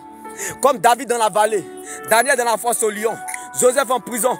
La promesse de Dieu te parle. Champion, championne, lève-toi. Comme Ézéchias dans une maladie incurable. Comme Dorcas dans le coma. Comme Anne dans la douleur. Comme Sarah dans la frustration. Comme bien-aimé Rebecca dans la tristesse. La promesse de Dieu te parle. Championne, champion, lève-toi. Tu es né pour accomplir un mandat divin. On ne meurt pas sans ça. Tu es né pour ça. Ce que tu cherches, espères ou attends est en toi. La promesse ne viendra pas. Laisse-moi te choquer. La royauté était en David dans la vallée. La présidence était en Daniel dans la fosse au lion. Le gouvernement était en Joseph dans le palais. Le gouvernement était en Joseph en prison. La royauté était en David dans la vallée. La présidence était en Daniel dans la fosse au lion. La table des rois était bien aimée en Moïse dans l'esclavage. J'aimerais dire à quelqu'un que ton avenir est lié à ton cœur.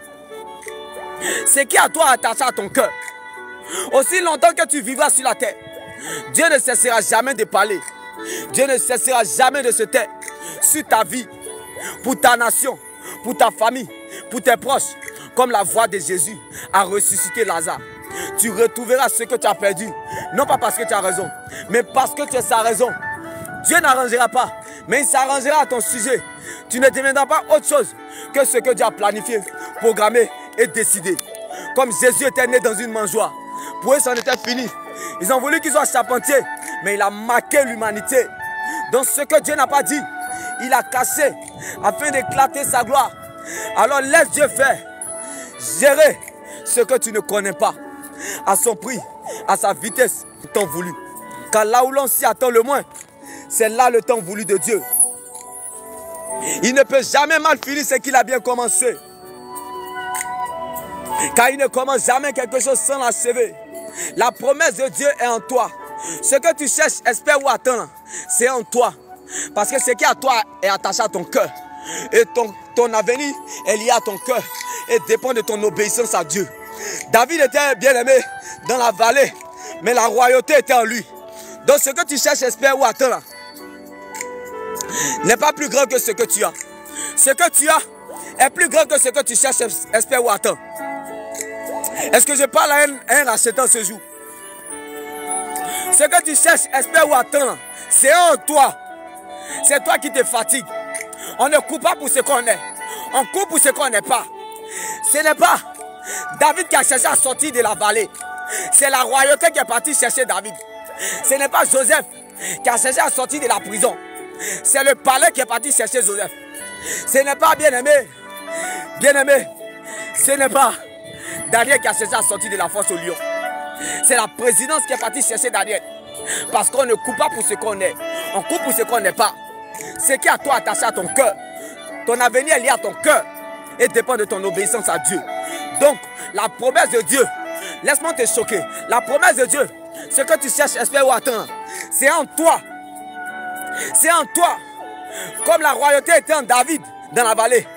Comme la table des rois était en Moïse dans l'esclavage. Comme la présidence était en Daniel dans la fosse au lion. Donc, tu t'inquiètes pourquoi? Ce que tu n'as pas encore, il ne peut pas réveiller un mort.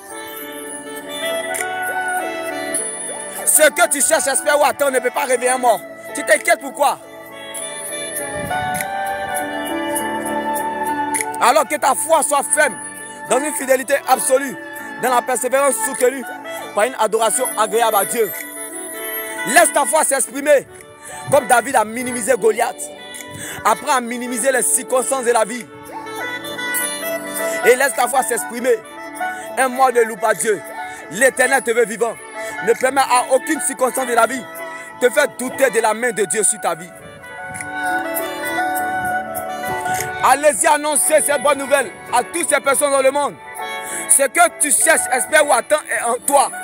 Ce que tu cherches, espères ou attends est en toi.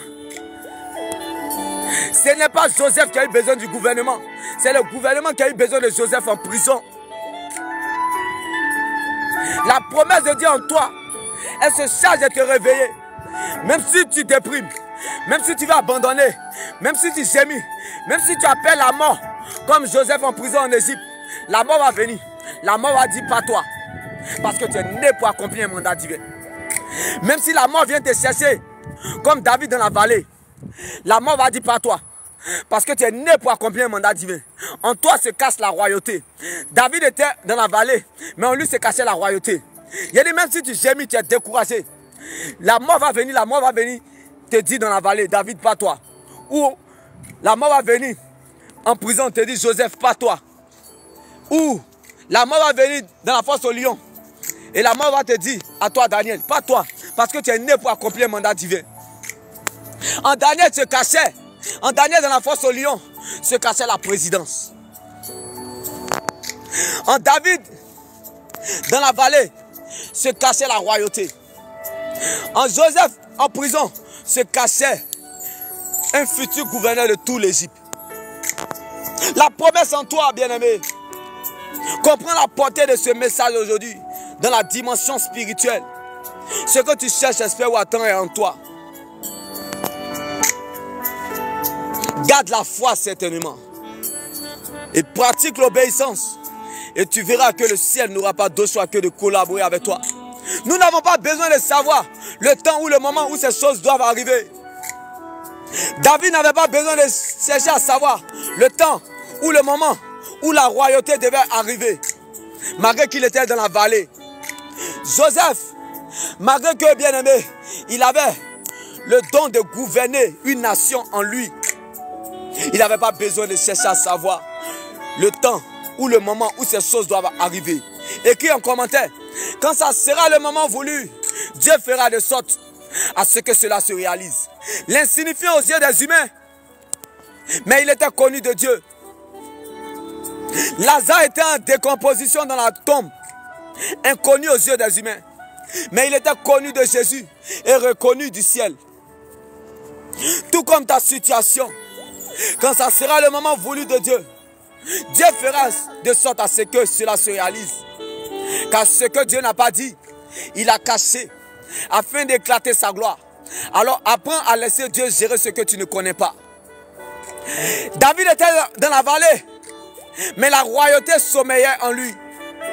Daniel était dans la fosse au lion, mais la présidence sommeillait en lui. Joseph était en prison, mais le palais sommeillait en lui. J'aimerais dire à quelqu'un, tes doutes ne feront pas douter Dieu. La parole de Dieu n'est pas là pour épater la galerie, mais pour te dire la vérité. La foi, c'est de défier ces défis, c'est de troubler ces troubles. Je suis dans la vallée comme David, mais la royauté sommeille en moi. Je n'ai pas besoin de savoir le moment où ces choses doivent arriver. Je suis un Joseph en prison, mais la gouvernance, le don de gouverner, le don de la stabilité, le don des finances, le don de l'éternité, le don de la paix, de la vie, de la résurrection est en moi. Lazare était en décomposition dans la tombe, mais la résurrection sommeillait en lui. La vie reprenait en lui. Lazare était en décomposition dans la tombe. C'était pourri, c'était fini. Mais la vie était en lui.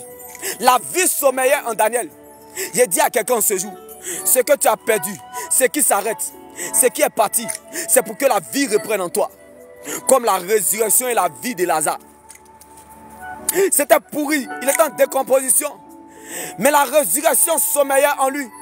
La vie de Dieu qui est en toi est trop importante pour qu'une flèche te tue. Bien-aimé, on peut te ralentir comme David dans la vallée. On peut te décourager comme Joseph en prison en Égypte. On peut t'affaiblir comme Moïse dans l'esclavage. Mais la promesse de Dieu qui est en toi se charge de te réveiller. Comme la vie et la résurrection qui reprenaient en Lazare. Tu retrouveras ce que tu as perdu. Car celui qui a fait le testament vit encore. Donc ce n'est plus ton combat. Car Christ était ressuscité pour toi. Il y a encore de l'espoir. Tant que Jésus vit pour toi. Alors que la joie du Seigneur soit ta force et ton partage. Et que Dieu prenne la forme de ce qui te manque. Je crois que vous avez été bénis. Pour tous ceux qui veulent des encouragements, n'hésitez pas à m'envoyer des messages. C'est gratuit.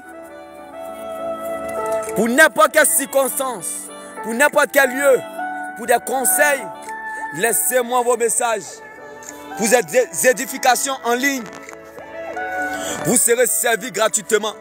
Demeurez bénis. Et shalom. Que la joie du Seigneur soit votre force. Et n'oubliez surtout pas, la bénédiction n'a pas d'adresse.